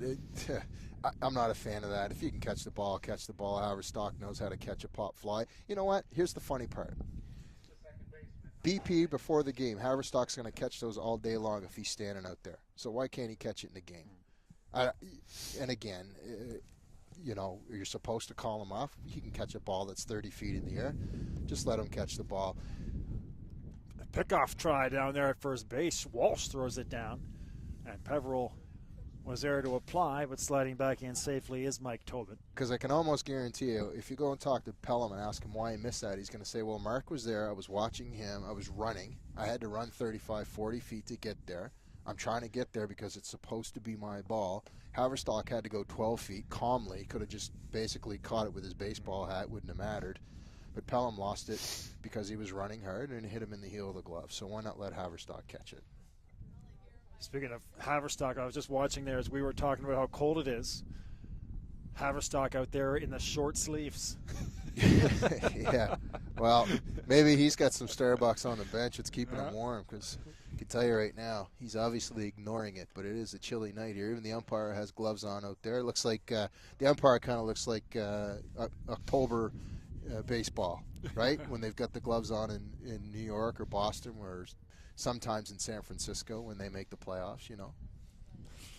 Dig on Billy, the Giants fan. 2-1. Of course, a silly dig because the Giants have won 2 of the last 3 World Series championships. That's all I got. 2 of the last 4, I should say. 2 of the last 4. So we do see somebody in the bullpen over there for Truro as well. We'll try and get a number on him. 3-1. That goes off the bottom of the bat and back towards the backstop for Matt Mingo. Mingo's been busy down at second base. He's made a number of plays. Well, often a guy that makes defensive plays often has that good night at the plate because he's into the game. His uniform is dirty. He's sweaty, and not tonight, but he's into the game. So Mingo might be that guy that can start this offense as he rifles one over shortstop. So Mingo's focused in tonight. There you go. Good call by Steve Betts. And we got a single here for Mingo. That's only the second hit of the game for the Bearcats. But it's Mingo, and runners at second and first. So the shortstop and second base combination, the middle of the field on base here. Yeah, good read by Mingo. Haverstock just tried to go inside him and get on that black of the plate, and Mingo turned on it, was able to smash it over shortstop Vino's head. But yeah, I mean, Bill, for years, players, it's that one guy that's cut his chin sliding into second base, or stole a base, or made a diving play that has kind of focused in and always end up being that juggernaut. And it's obviously the team that has the most guys with the dirtiest uniforms. I had coaches say that play. So if you got 6 guys in your team and they all go 2 for 4 or whatever, you're probably going to win the baseball game. So if Truro had a few more guys like Mingo tonight, they might be into this game. Right now they're down a touchdown. Well, trying to build something here in the 6th. That's high and tight. Here's Devlin. Darson Murphy, Murphy's grounded out twice to third base. So Pelham alert down there. He's had 2 plays already on Murphy. Last one was a doozy. Had to come in and get it and threw out Murphy on the run. Well, Murphy has racked up some hits. He was in the top 20 last year in hitting. Lots of at-bats, so he swings the ball. He swings the bat, doesn't walk a lot. Swings through that one. Here's your 2-1 pitch from Haverstock. And foul out of play and going towards my car.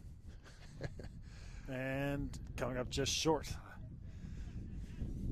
And you can see Murphy there shaking his hands as he got that one inside in his bottom hand. That's where all the vibration ends up. He's got both gloves on tonight, but I'll tell you right now, it doesn't matter. In this type of weather, that's going to rattle your hand, that bottom hand in particular. Here's your 2-2. Fouled again, out of play down the third base side.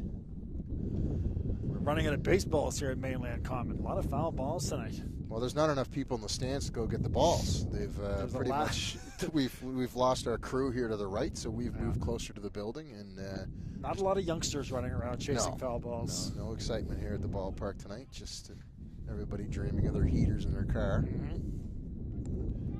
So Murphy with a good opportunity here, though, Bill. He's been fighting off some inside pitches, so we'll see where Haverstock. Probably going to see Walsh move to the outside of the plate.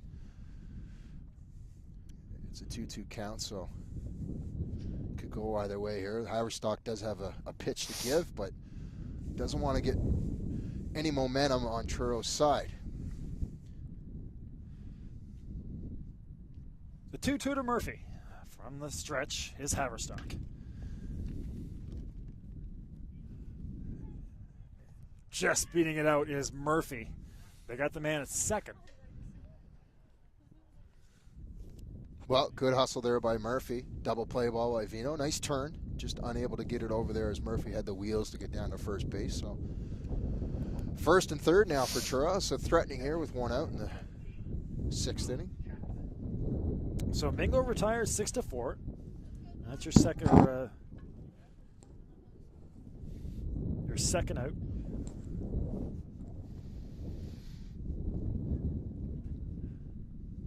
Or first out, sorry. Runners at first and third. That's popped high into the air. Vino's got a beat on it. Hauls it in. And 2 outs now. So that's a tough break for Chapman. First pitch swing at Haverstock threw it inside on the hands, and Chapman just didn't get turned around on it. So, you know, you've got Haverstock on the ropes here a little bit. You got one runner. You want to break that goose egg up on the scoreboard. You got to run in there. You might want to make Haverstock work a little bit harder. I mean, this is his inning. This is Haverstock's bad inning. So Chapman might want to take a pitch or two. That pitch high and off the plate.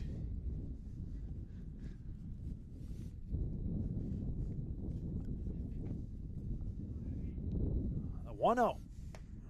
Pretty much an identical as the first. And a 2-0 here on Chris Goody. Goody's not a guy that's going to get fooled by too many pitches, and he'll turn on a fastball. He's got that typical left-hander stance, you know, wants to pull the ball. You can see he's got that open stance, but he's got the power too, so he could hit a gap if he gets the right pitch. Well, we'll see what he does here. 3-0. Runners at first and third. Bearcats in a position they need to keep the line moving, so we'll see. He'll let that one go, and so enough get his walk, and now the bases are loaded. So here come the Bearcats. Bases are juiced. Guy Pellerin coming up. This is exactly where you'd like to be if you're the Bearcats. So Chapman's up at bat. He takes that first pitch and tries to muscle it through the infield. Doesn't work for him. Goody sees 4 straight balls. Mm-hmm. So might come back to haunt you. Bases are loaded for one of the best hitters in the league. Pellerin, the cleanup man. Well, Truro is in the exact spot they want to be. Bases loaded with your number 4 guy up. And it looks like he's being patient as well, so that's a good thing. It's going to make Haverstock work. Haverstock has thrown 6 straight balls here. Trying to find the strike zone on the 2-0 count. And hit down to short. Vino's got to hurry. He'll choose to go to first, and he'll throw out Pellerin. Nicely done by Vino to the backhand. And he'll throw out Pellerin. Wow, nice play by Vino. Round that ball off. Get in behind that ball. Get your left foot planted and get your glove down. Keep your eye on the ball. And it was a nice, well-hit ball as well, so it rolled well. You get a good bounce and a nice, strong throw. But Vino, again, showing that technique that this Halifax middle infield has. Nice to see. That's good to see. So the Bearcats threaten, but no runs come across. Let's go to the bottom of the 6th. We'll take a quick break here on Bell Alliant Community 1. You're watching the NSSBL.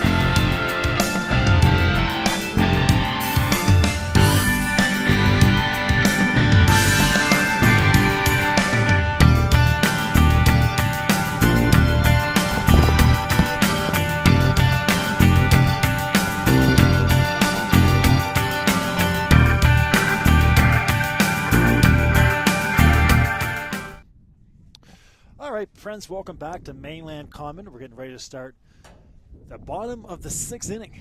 And Tony Stewart into pitch, and right away he's meted by a shot to short from Ryan Vino, but no problem for Matt Mingo, or Mike Tobin, sorry. So Vino goes 6-3, and there's your first out here in the bottom of the 6th. Again, the big inning, 6 runs in the 4th for the Canadians. And tweets are coming in. Some great stuff here coming up on the Twitter. So Tony Stewart again into the game. So you can close the book on Josh Fusti. 6 innings. And 7 runs allowed. As Mark Patterson checking in. Mark does a great job as a PA for the Moosehead Dry. He's been involved with that program for years. Yeah. Talking about Futsi and what a horse he has been as well. We talked about Mark Haverstock. Paris Chadwick, of course. Again, he's got us up there on the big screen. Thank you very much, Paris. And Amy Lucas.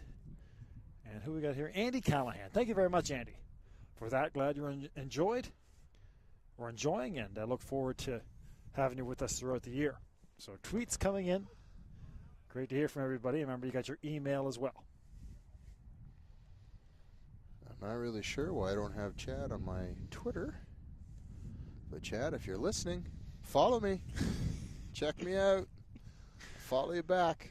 You promised to follow back. I promise.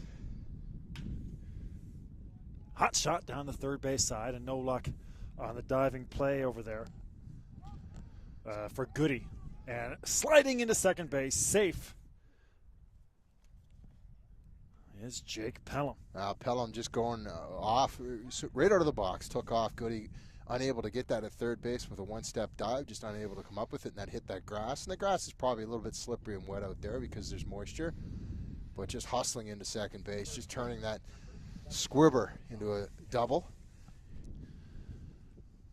So Chad, Paris, Amy Lucas, Andy Callahan, Mark Patterson, those are our new check-ins on Twitter. If you're still with us, please email, tweet, 7-0 ballgame here in the bottom of the 6th from frigid Mainland Common. What else are you going to watch? Like hockey or something? It's baseball season. It is baseball season. Here's Sean Peveril. Peveril, 2 singles and a strikeout. Scored a run back in that 4th inning. That pitch is high. 2-0 count coming up here on Peveril.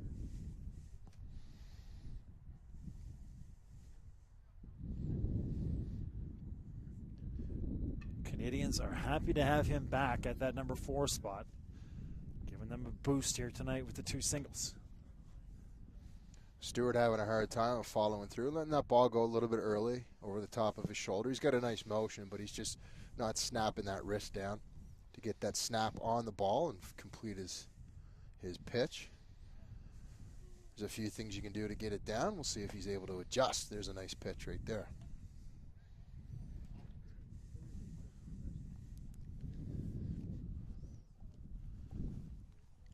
Three and 1.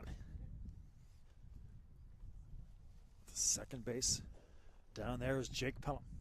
That is high and tight on Peveril. He'll walk. So Peveril at first, Pelham at second. Here comes Adam Lucas. Had a coach, his name was Bob Dyer, ended up coaching Brown, coached at a couple of Ivy League schools, came up to New Brunswick, senior league, and coached us. And he often taught us about pitching. I was pitching back then. I was more of an infielder, but, you know, we needed the arms and that sort of thing. So I went in with the pitchers, and Bob had a drawl. He had kind of a southern drawl. And I remember one of the first times that we actually had, like, a one-on-one session with him. We met him a couple of times, but we were at the field, and we were in our uniforms and getting ready to practice. So the pitchers had a bit of a meeting, and I just kind of looked at one of my teammates and said, have you understood a word that he has said in the last 5 minutes? Because he had such a thick drawl. That was one of the things that he said as pitchers you had to do, was follow through. It's the last thing you do. Snap your wrist down. Make sure it comes down. Follow through. Point to the ground, they often said, and bring it, across your knee. And pitchers, that's probably one of the biggest things that they don't do. They don't follow through. Doesn't matter if you're fatigued or if you're, in your prime in the third inning and you're all warmed up. Often when you're not accurate, it's not because you're not snapping that wrist. You're not bringing it down across your knee. So that's exactly what Stewart's doing right now. Here's your 1-1. And off the end of the bat and back our way. Adam Lucas, 1-2. Lucas struck out back in the fourth. Grounded out to first back in the fifth. Had an RBI single back in the fourth. Struck out back in the first. Yeah, Lucas had that play at first. Was hustling down, though. Trying to stay warm. Hot shot down to first base. No problem for Pellerin. He'll retire Lucas. Runners will advance to third and second base. So another strange hop there on Pellerin. I mean, it came up into him. I mean, it's not it's natural grass, so you're going to see some odd hops here and there. But we saw a play last week where Darren Doucette hits a ball down the first baseline and it hops over first baseman's head. It wasn't even touched. So earlier on in the season, this field obviously is not getting the best weather for it. So it's a bit ondulated, shall we say, and you're not going to get the greatest of hops. Here's Josh Pelham. He's had 3 singles so far today.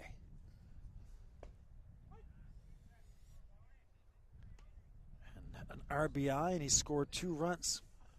Let's see if Pelham sticks to his game plan that he had against Fusti, which is basically predicting what he's going to get thrown. So he's going to lay off the weak pitches and go and attack on those fastballs. Just off the outside of the plate, and that'll even the count at 1. So Jake Pelham down at, or Peveril at second. Jake Pelham at third. Suddenly got very quiet here, Bill. You notice the wind has kind of dropped down, which is a nice change on the night. 1-1 to Josh. That's off the plate as well. 2-1 coming up for Tony Stewart. 7-0. 6 runs for the Canadians in the 4th inning. And a guy coming with short sleeves on and shorts, not making me feel too good. I'm all bundled up here, and he's walking by like that. 3-1. Well, Betsy, he looks like he's about 25 years younger than you. Yeah, So he's got young blood. He's got some life more left muscle in his mass. Yeah. He has a large cup too, filled with coffee, perhaps. 3-1. Big pitch here, and back our way high off the backstop. 3-2. Full count. First base is open. Well, he's got a first base open, but it is two outs here and 7-0. So why not attack? You got not a whole lot to lose. Not that you want to give up runs, but Fouled over the backstop into the construction area here at Mainland Common. They're doing a lot of construction here. I don't know still haven't found out what they're building, but they got the whole unit. I think we're just asking. All the yellow. Yeah. Yeah, we're just asking the wrong people, I think, because whatever they're building is pretty significant. They got all the big machinery here. 3-2 off the outside of the bat, and great chance down there at the wall, or a fence, I should say, and retired here. Good job over there by Goody. So Goody makes the play, and that'll do it for the Canadians in the 6th. We'll go to the 7th inning. Josh Pelham had a chance to really blow this open, but couldn't come through with a hit.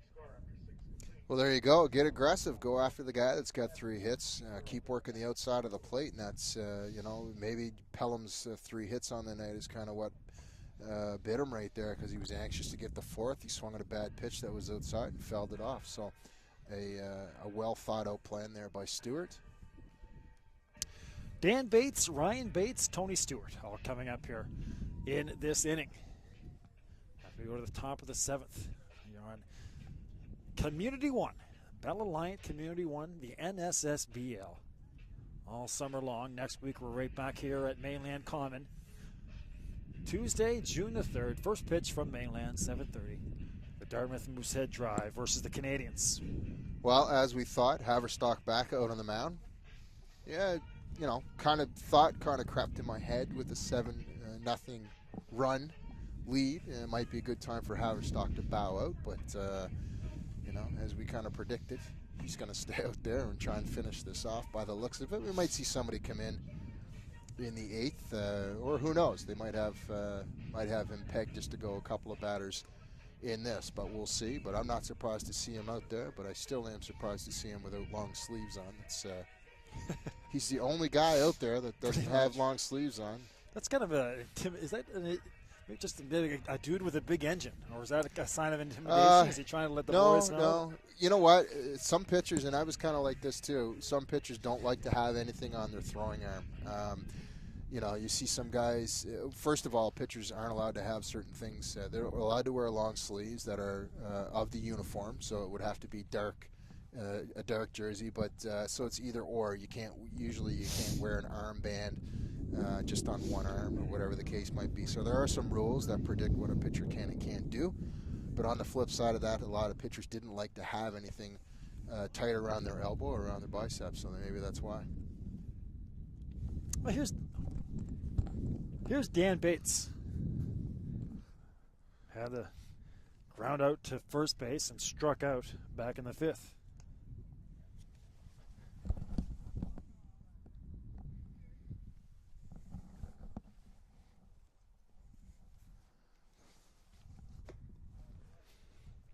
Three and 0, and again, this has been a tight strike zone for Haverstock and the Bearcats pitchers as well. But they've done well to keep the batter swinging. That one just on the outside black. Steve Betts is leaving the building. He's had enough. There's Haverstock. 3 and 2.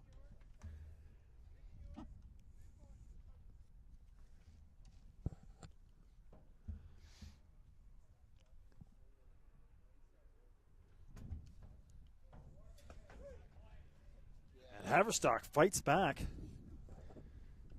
he'll get a strikeout. So a strikeout for Haverstock. And Betsy, who is that? That's not Dan Bates anymore in there. Did you find out from Cecil? No, I did not. I actually just asked him another question about something else that I might bring up. But you get the guys, but there's no number. Yes, well, that's what they gave us. So unfortunately, when it's just you and I, Bill, that's what we got to work with. And that's going to go out of play. It's going to get out of play.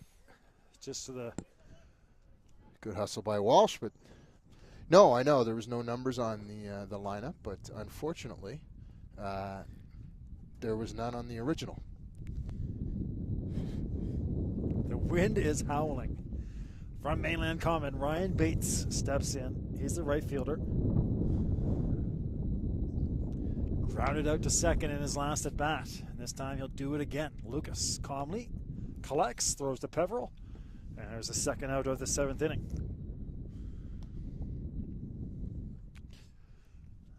And here comes Tony Stewart.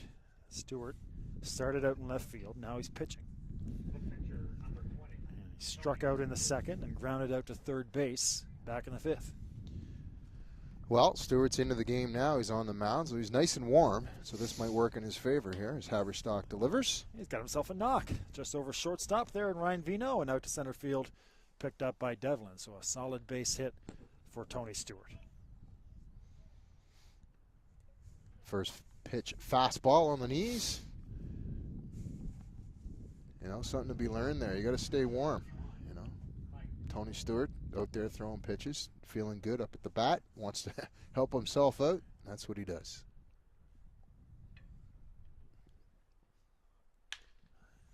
That's down to third base line, scoots through the legs of Josh Pelham and out into left field. So that's a ball that Pelham should have had, but it gets under the glove and through his legs.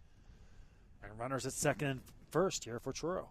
Yeah, Pelham anticipating a high bounce, or should I say hoping for a high bounce, and that wasn't the case. And unfortunately, wasn't in that crouch, in that defensive position, getting ready to block it. That went 5-hole on him. So 2 on, 2 out. Matt Mingo struck out back in the 3rd and grounded out in the fourth. Had a hit on his last at-bat, did he not? You're correct, yes, and then he was out at 6-4. So a single for Mingo. Yeah, see if Mingo can keep it going here. I think Truro's probably reconciliation of the night would be to put a crooked number up on the board, see if they can get rid of that goose egg against Haverstock here. 6 2/3 of shutout baseball so far for Haverstock. He's given up 3 hits. One of them was to Mingo. That goes off our camera, which is duct taped quite well to the screen, and it has to be. That's in a pretty good. That's a great spot.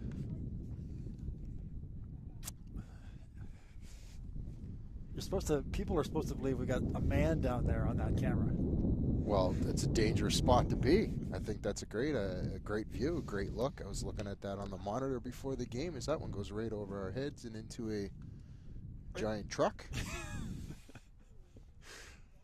I had a quick chat actually with the lady talking about that, and the lady. Well, I think it was the canteen lady. She just approached me in between the innings there and said that she watched the game last week and enjoyed it thoroughly. So good.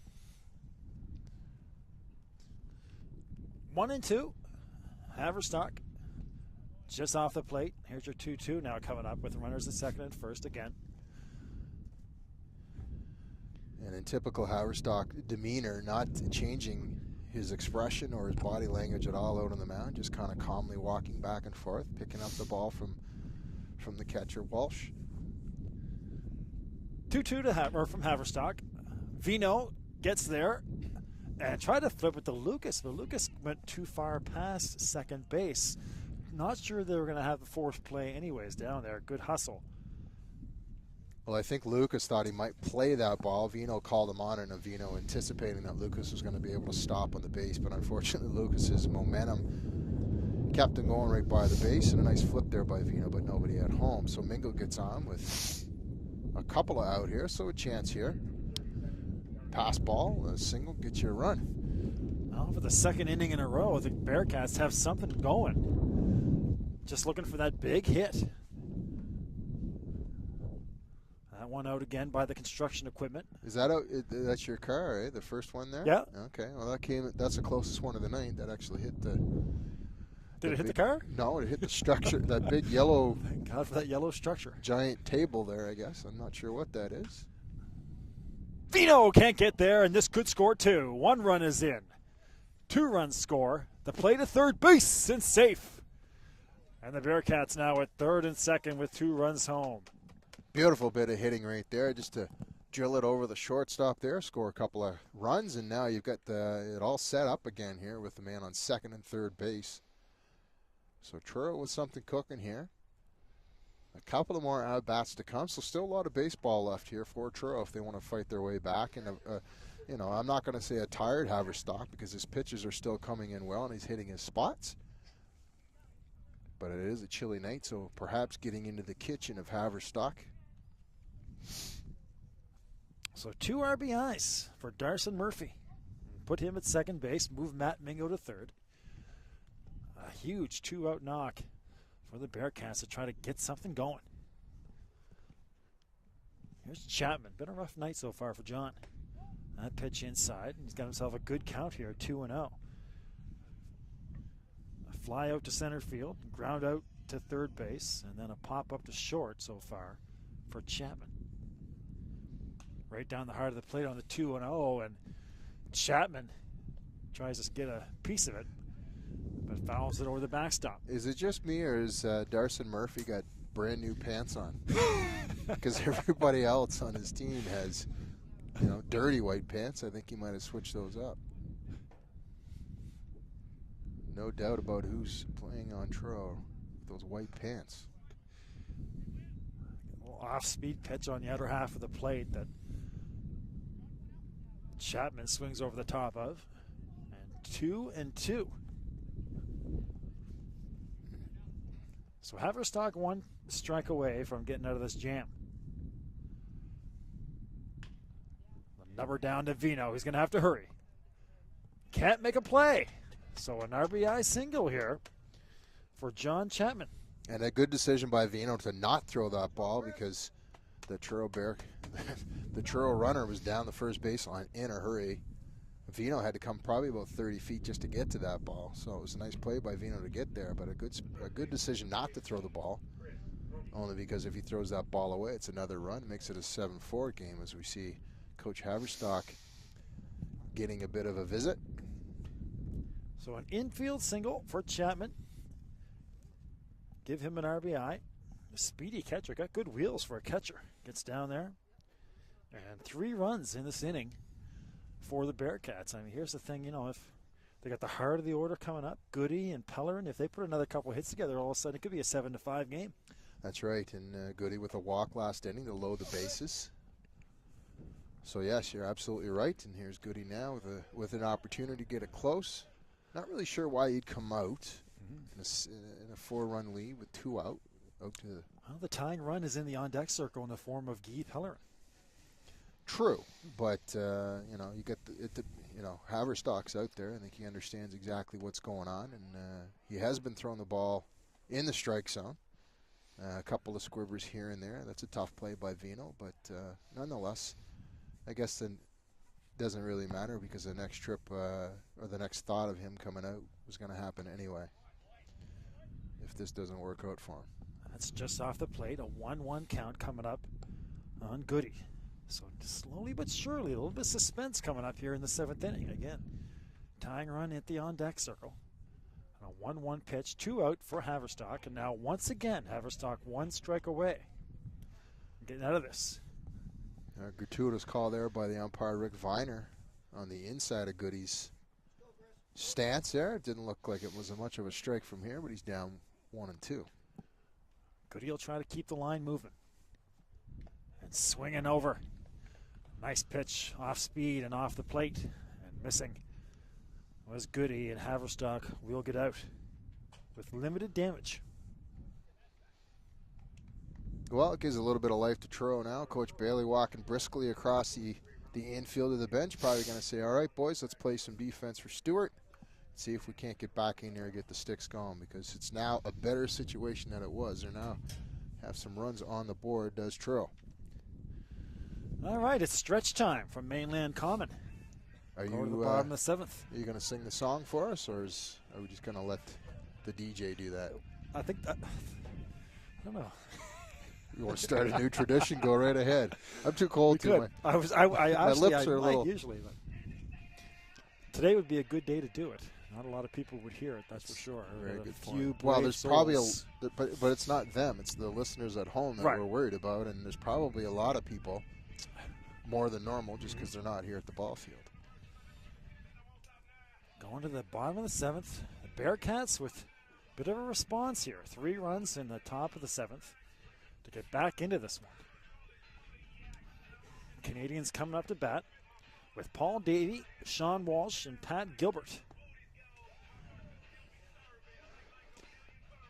Well, the Goodies deciding it's time to go home. Can't really blame them. A little bit chilly. They're going to go home and watch us. Thank you very much. We appreciate that. Oh, do I ever. Hand warmers from the Goodies. Oh, thank you very much. God bless you. Can I borrow your hoodie and your jacket as well? Yeah. Oh, I got. Get one? You have one? Yeah, I have one. Yep, yeah. Good. We're good. Perfect. Thank you. Thank See? you. Baseball community is well and alive. The Goodies will head out. Of course, that's the parents of Chris Goody here coming to check out their son playing in his. Not that he hasn't played senior baseball before. He has. He plays in the local intermediate league and is an all-star. And one of the best players in Metro, really. Not all the best players are playing senior baseball for work reasons and family reasons and that sort of thing. But I'll tell you right now that Goody is a gamer. He's an excellent baseball player with great skills. All right, well, let's go to the bottom of the 7th. Bill McLean here with Metro Intermediate League legend Steve Betts. I thought all your tales about how good you were in that league, I thought you were just – I never took you seriously, but when we sat down, the boys were asking you, are you going to play again? They were all the stories are true. They were talking about the way you used to hit the ball. listen, I keep quiet about it. I mean, you got to let the legend grow itself. Let the legend of Steve Betts in the Metro Intermediate League is whether it's real or not. Well, that's for you to find out. But yeah, it was nice to see a couple of the other players that I played against for years, and yeah, they had some nice things to say about me. But I appreciate that, and hey, they're good players too. Of course, Chris's brother was here as well, and he's an excellent baseball. I'll tell you, the Goody brothers are two guys that I would have liked to have on my team over the years, as they're both solid ball players. But yeah, it was nice to see those guys here tonight. I thought you were getting closer to me for body heat reasons. We have been left alone up here. Literally. We are by ourselves in sand. So one young lady to the left, and she bailed. I'm going to clear you out a little bit, give myself some space here to move around. Here's Sean Walsh. Paul Davey on board in the bottom of the 7th. Thanks to the Goody family for the hand warmers. Hot Pockets. Hot Pockets. I didn't know they still made these, but they sure do. That gets through the legs of John Chapman, and walking in safely to second base is Paul Davey. So put Paul Davey at second base. Well, nothing would be better for Halifax right now to respond with a couple of runs here to kind of, not put the nail in the coffin, but to at least have a response to that attack by Truro in the last inning. They're only up by 4 right now, and a good opportunity now with no outs. That's on the outside black, and that's been the one pitch that the umpire has definitely given tonight. That outside pitch. Yeah, and Rick Viner is a good umpire. He tends to keep it pretty tight, but he is consistent. I will give him that, but he's definitely not what I would call a pitcher's umpire. Bouncing ball down to second base. No problem for Mingo. And there's the first out of the inning. Mingo with the nice hands, a nice throw to first base. But yeah, as I was saying, Rick Viner not exactly a pitcher's umpire. He makes you throw the ball around the plate. Both of these pitchers, well, Stewart now, of course, Fushti earlier on was throwing the ball right on the black, which was, Fushti was doing a good job. As I said, he got let down there in that one inning where the big runs happened. But, you got to throw the ball around the plate if you want to get up on these batters. And Halifax is a good hitting team, so they force you to do that, and that's why they've been able to capitalize tonight. First pitch strike here on Pat Gilbert. Grounded into a double play. Had an RBI single in the 4th and an RBI double in the 5th. Punches this one out into left field. That will get down. And coming to score the 8th run of the game is Paul Davey. So an RBI single again here. Give Pat Gilbert 3 RBIs on the game. Well, and that's the guy that's at the bottom of the order. He's your DH. And as I said, Gilbert was one of the leaders last year in hitting for Halifax. So that's worked out well. Good decision by Haverstock to put him in there. So the Canadians working up that lead once again. Get it back up to 5 runs now here in the bottom of the 7th. 1 out. Gilbert at first. Brandon Devlin grounded out to second base twice. Singled and scored a run. And then popped out to first base. Back in the 5th.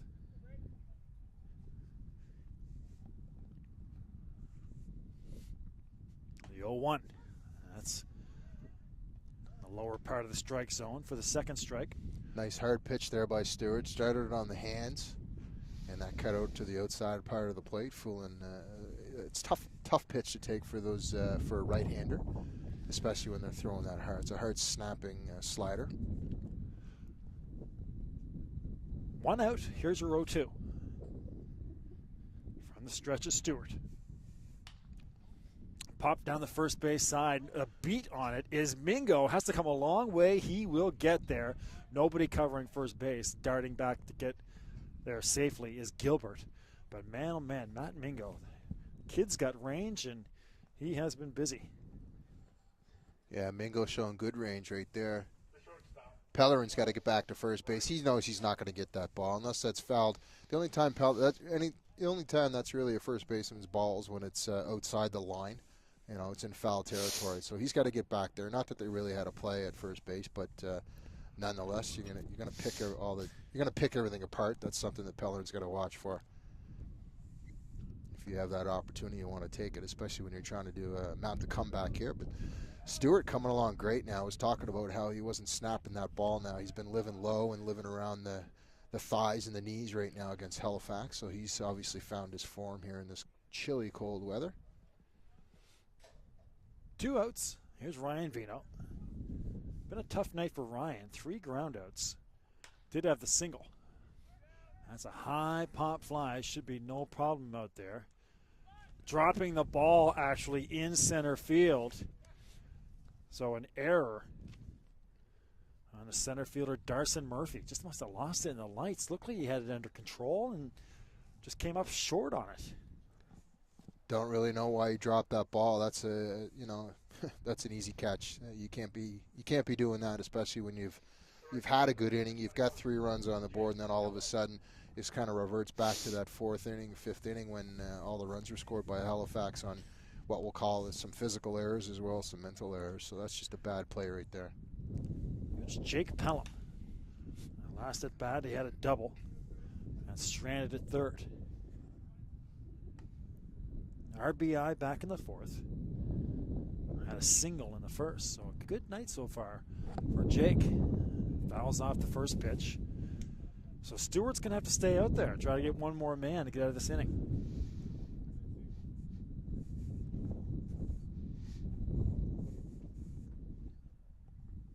Runners at the corners for the Canadians.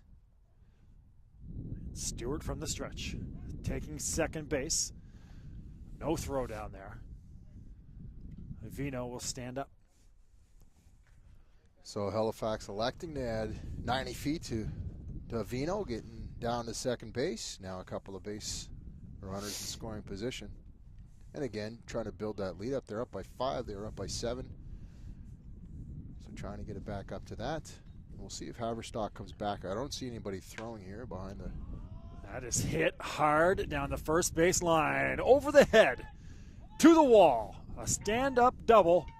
Actually going for 3 now. And standing up at 3rd. Jake Pelham. 2 RBIs and a triple. Wow, Jake Pelham can really turn on the Rockets. And I'll tell you right now, when he was about halfway between first and second base, he knew he was going. A quick check over his right shoulder. And off he went. Coach at third base was kind of led him to the side, but I think that Jake Pelham had it in his mind that he was going to go all the way to 3rd. A very well hit ball on a very windy night. Now the wind has died down, but I'm not taking that away from Jake. That was a very well struck ball. The Truro outfielder might have been a little bit too shallow, but I got to tell you, that was a crushed ball. Came up just short of the track on its first bounce, and now punched on the first base side and off the fence. Nobody could get there. 0-1 the pitch here, or the count here on Peveril. So Jake Pelham now, 3 RBIs on the night. And how costly is that error now? A can of corn out there in center field that Darcy Murphy just couldn't quite come up with, and that leads to a 2-out triple. Well, or a 2-run triple. Yeah, 2-run triple. And we saw the same thing happen earlier on in the game where Truro just wasn't able to rebound. I mean, it's all about defense. You start knocking down some balls and making some nice plays, things start to happen for you easily. But if you start making some errors, then, one raindrop falls and next thing you know, it's a torrential downpour. And that's exactly what we're seeing here right now. And the score's back up to that 7-run lead and another man in scoring position. Here's your 1-1. Stewart. Hit behind the backstop here. 1-2. 1 strike away, once again, is Stewart from getting out of the inning. But damage has been done. 3 runs coming across to get a 4-run lead back up to 7. Not sure how they still have enough baseballs for the umpires, because not one person has gone to get any baseballs that have flown out of bounds. If you're watching and you need to stock your baseball collection, come down to Common. There's probably 10 balls. There's 11 now. There goes another that one. Are up for grabs. I might go pick up some baseballs after the game if I can stay outside for a few more minutes. Kijiji. There's easily 5 or 6 baseballs to be had. Oh, yeah. A couple of guys down in the parking lot looking, but he's not looking anywhere near where the balls are. We'll do it again. You're 1-2.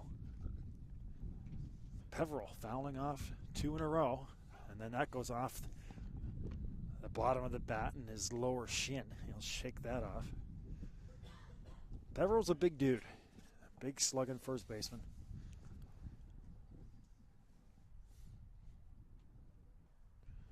Well, not a lot of action here from this Truro team. Just kind of get through this inning. Tony Stewart working like a horse right now. Not having much luck. A big curveball goes over the head of Peveril.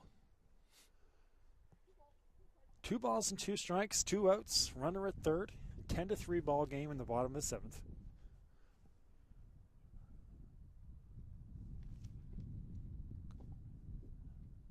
From the stretch is Stewart. Gas on the outside corner, and Peveril swings underneath. Well, looked like Peveril was expecting one pitch, and it ended up coming in as another one. Kind of a weak swing on the outside part of the plate. And finally squashes that Halifax rush. So we'll go to the 8th with 3 more runs on the board here for the Canadians. A 10-3 ball game. Let's take a quick break. From Mainland Common.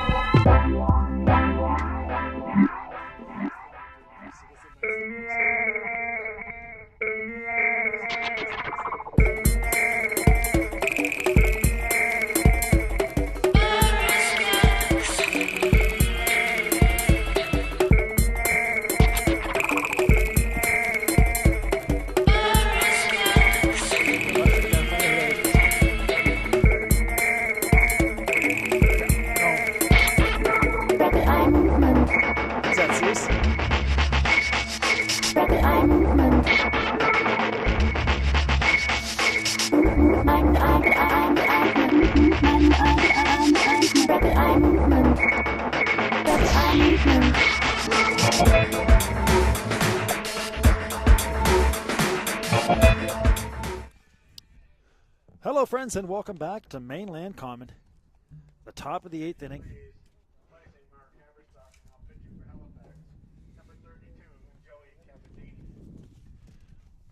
New pitcher into the game for the Canadians, Joey Sabatini. There's Pellerin. Another foul ball. Steve Betts, of course, mentioned it a couple times, as have I.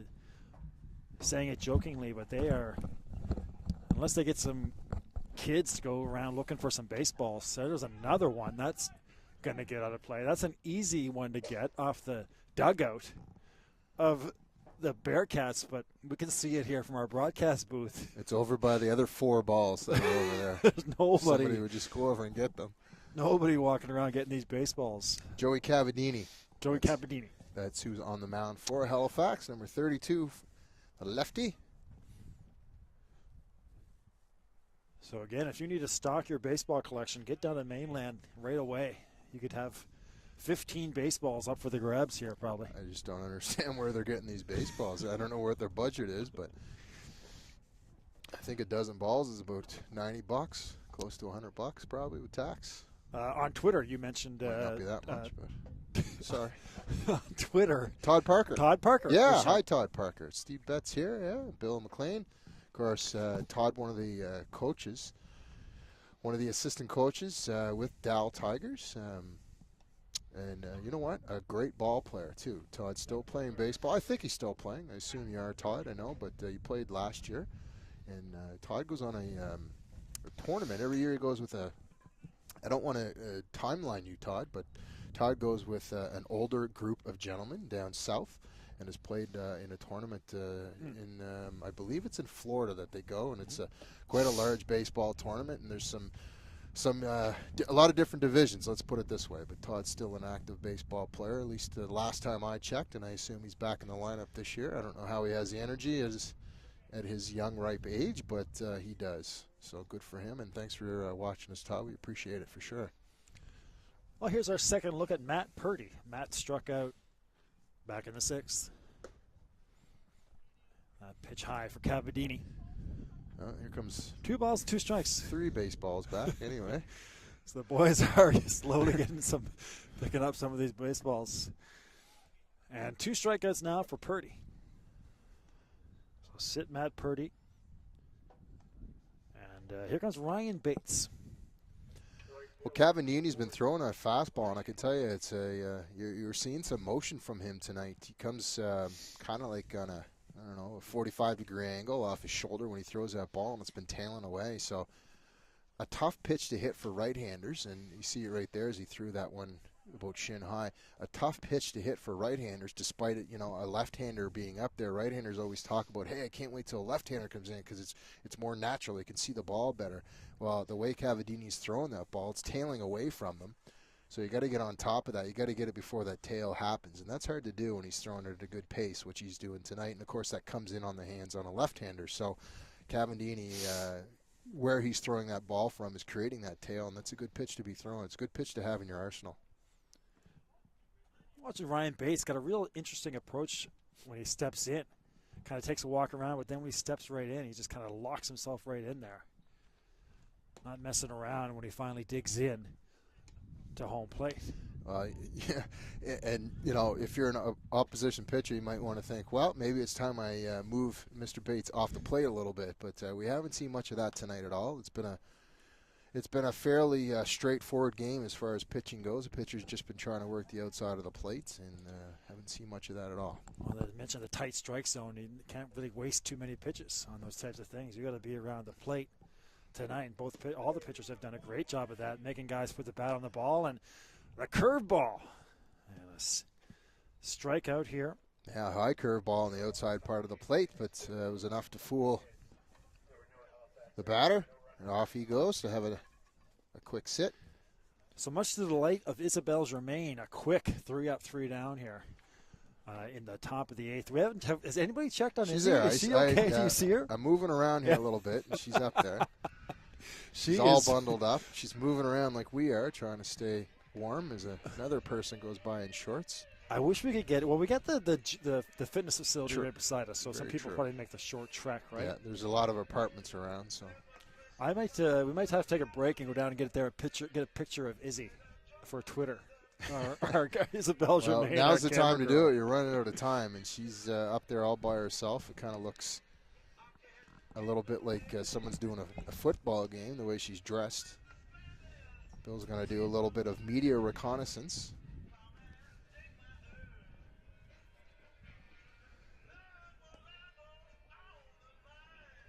So we got Truro down here, 10-3, going to the bottom of the 8th.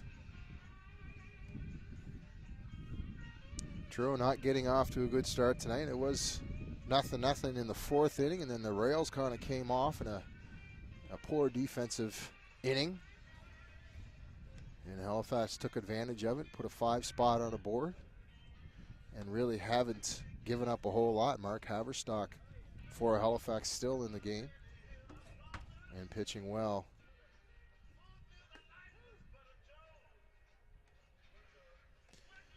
Joey Cavadini comes in for Haverstock. Last inning and shut them down with that tailing fastball that he's throwing on the outside of the part of the plate. So we'll see what Halifax can do here to kind of pad their lead. They're up by 7.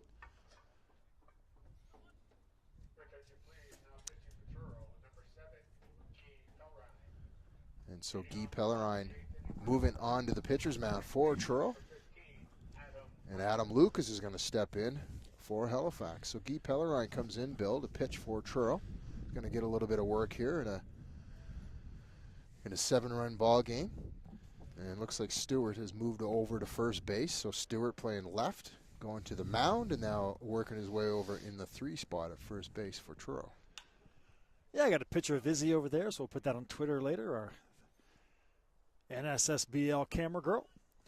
Another job again by Mingo of getting over there, showing that range and making an easy out on Adam Lucas. Listen, I know you're going to get a lot of balls in the middle of the infield. That's just the nature of the sport. But I'll tell you, Mingo, I don't know how many putouts he's had tonight, but he's creeping up to the way to go night, the pat on the back night, and good defense night. I mean, he's made some exceptional plays over there, but that's a lot of work. I've got 9. Yeah, that's a lot for one guy to be. I mean, and you know, he hasn't made many mistakes. I mean, he's made a couple small ones here, but he made some excellent plays. Been hitting the ball. Now there's Jake Pelham or Josh Pelham. He'll be thrown out by Goody. So we're cruising along here now in the bottom of the 8th. 5 outs in a row between the two sides, 3 up and 3 down with the Bearcats. Now 2 quick outs in a row for the Pelham Canadians. Here's Paul Davey. Davey had an RBI single back in the 4th. Flew out back in the 5th. And then scored a run as well back in the 7th. Good night for Paul. Tommy Hartnett in the press box in there is doing the scoreboard and laughing at us. This is the weather, but I showed him our hot pocket. So Tommy, of course, a longtime Pelham Electric player coach. Played for Tommy back in '95. Wow, that was a long time ago. That's almost 20 years. Yeah, it's a long time ago. I guess 1-1 here. 2-1. Well, Betsy, it's not like we're strangers to this. Over the years, over a variety of sports, we've been in this situation. That's true. There's no hiding it anymore, is there? Football games, hockey games. I'll never forget the time I did a soccer game at Dalhousie, like 5 years ago, with the AUS Championships in early November. And it was quarterfinal night, and it was freezing cold outside at Wickwire. And my teeth were chattering. All you could hear was heavy breathing and chattering. It was so cold. And, didn't you and Henry Whitfield do a game in the pouring rain, or was that at Wickwire? We did a football game. Yeah. I believe I was. Yeah. Oh, is that what a football game? It wasn't a soccer game. No. I was doing the hockey game, and I remember that day. You were doing a lot of running around that day, but I do remember that day. It was absolutely atrocious out. Yeah. Seagulls didn't want to even be out in that weather. That was the Acadia Axemen injury or practice squad against the Tigers football team. There you go. And that was a night. And it doesn't matter where you are. The coldest place on earth is the St. Mary's Arena doing the women's hockey game. So nothing compares to that. I mean, we're chilly tonight, but if you do a game there, you're pretty cold. There's a shot to second base. Mingo's got to hurry. And again, no problem for Mingo. Maybe his 10th play of the night on my records. And again, made it look easy. Does the talented fielding second baseman Matt Mingo to retire Walsh, sorry. So 1 left, 1 hit, no runs for the Canadians. We'll go to the top of the 9th. Bearcats, their last stand. Stewart, Tobin, and Mingo coming up. But, just to continue on that, just as we laugh at ourselves and the situations we've been in over the years in this webcasting business. Acadia, we've done a couple of, I remember we did an Acadia football game, the Loney Bowl. That was freezing cold. You were on the sidelines doing the camera. I was in the broadcast booth. I remember sneaking away to stand in the sunshine and just try and get a couple of degrees of warmth. And it wasn't too bad, but the moment you stepped into the shadows, the wind took over, and if you didn't have long johns on, you were chilly. But Izzy Germain, of course, our camera girl we mentioned periodically, she does a lot of the women's hockey games for SMU and Dow, so she's used to Alumni Arena. She knows what that's like. That is a cold arena.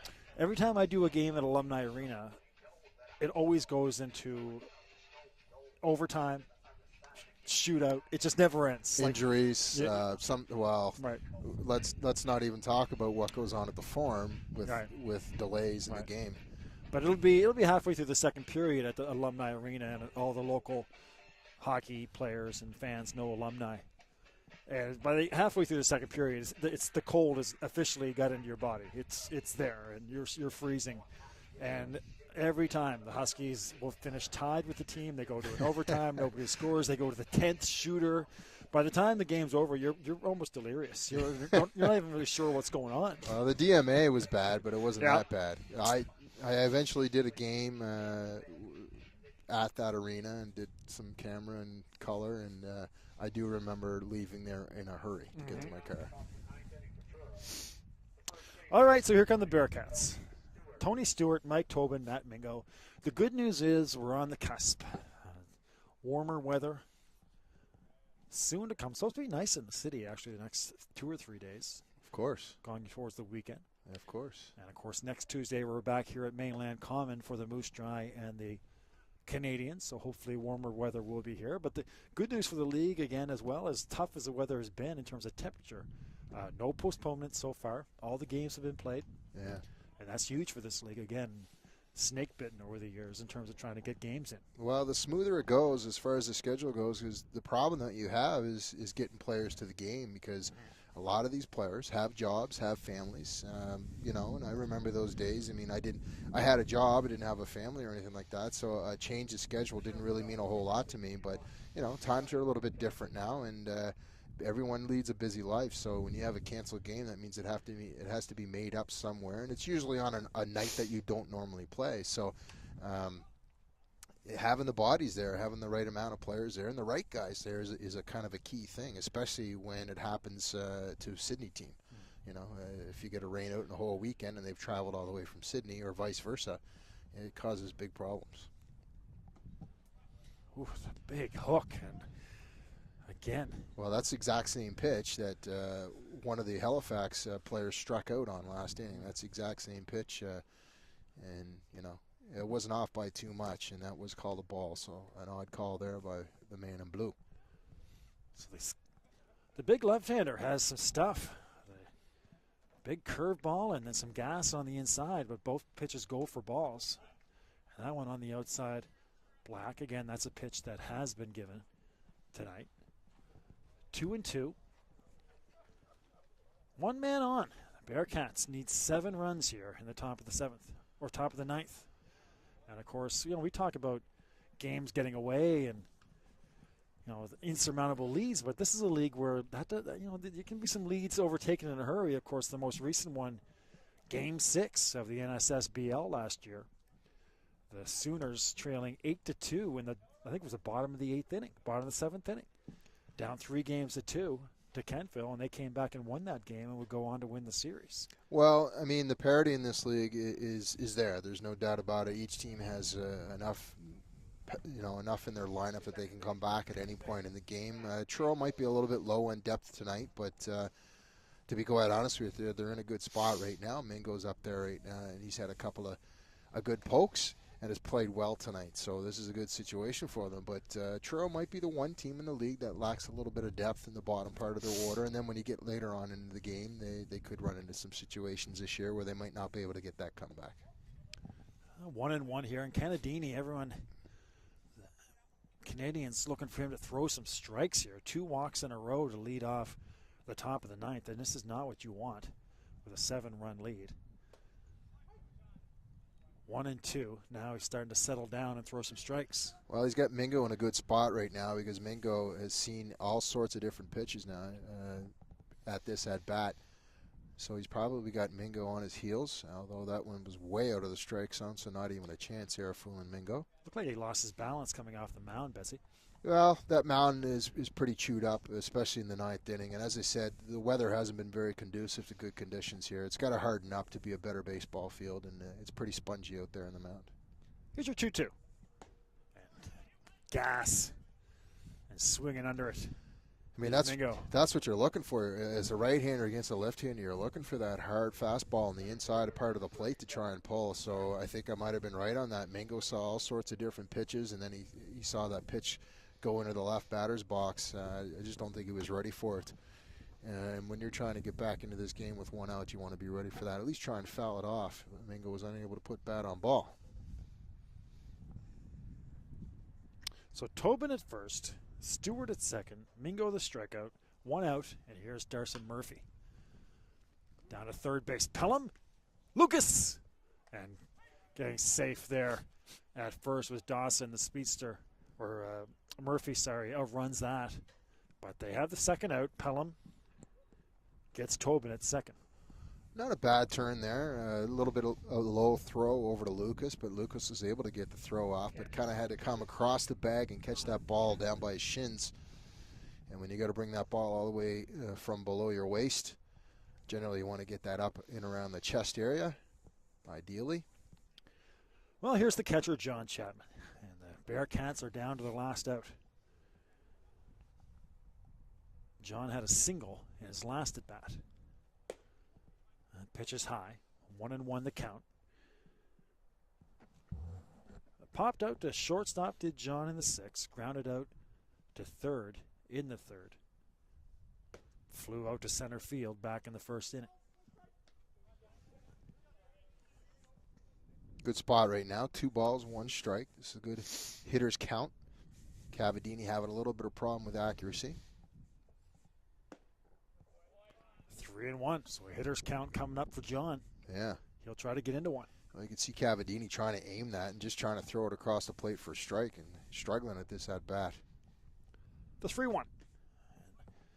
Low and over the top was Chapman. Yeah, that's not the pitch you want to take, and you've got a pitch to give, so Chapman doesn't need to be swinging at that. Runner goes and punched out into short center field. Chapman has an RBI.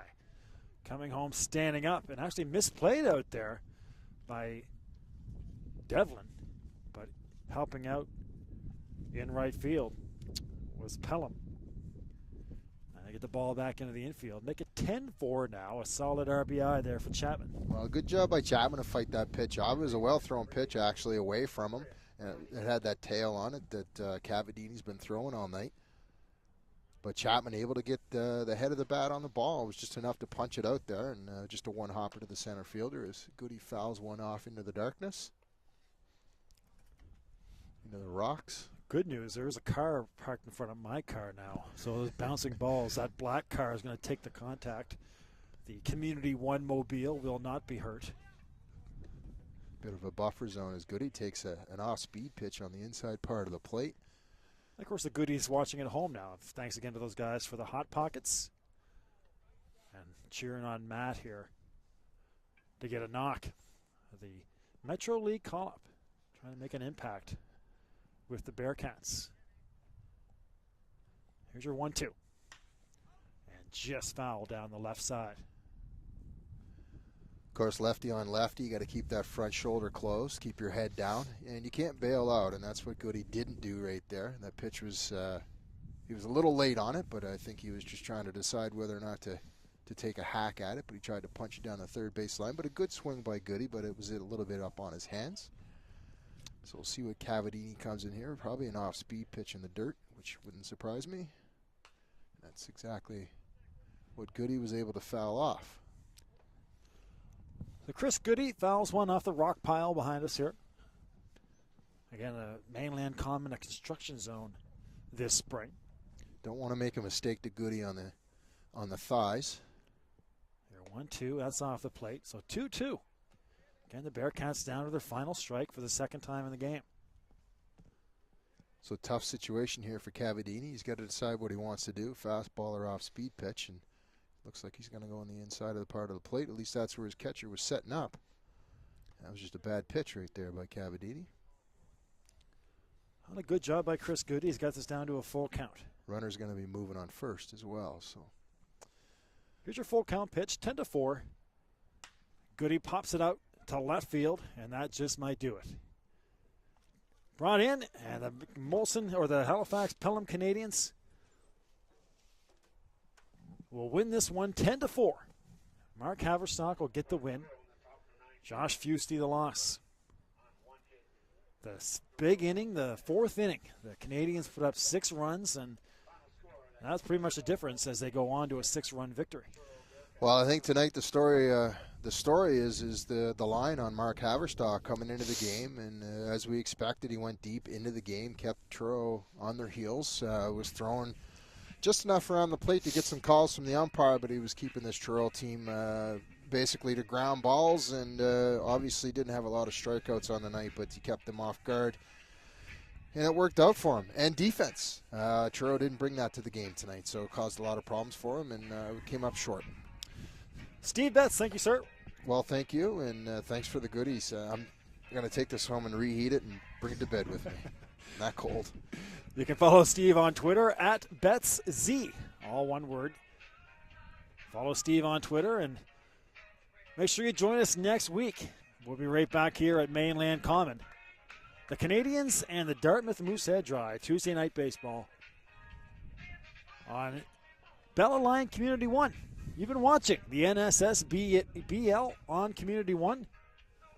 The final score here from Mainland Common, the Canadians 10 and the Truro Bearcats 4. We'll see you next Tuesday night from Halifax. Good night from Mainland Common. Thanks to everybody who reached out to us on Twitter and email. We'll see you next time.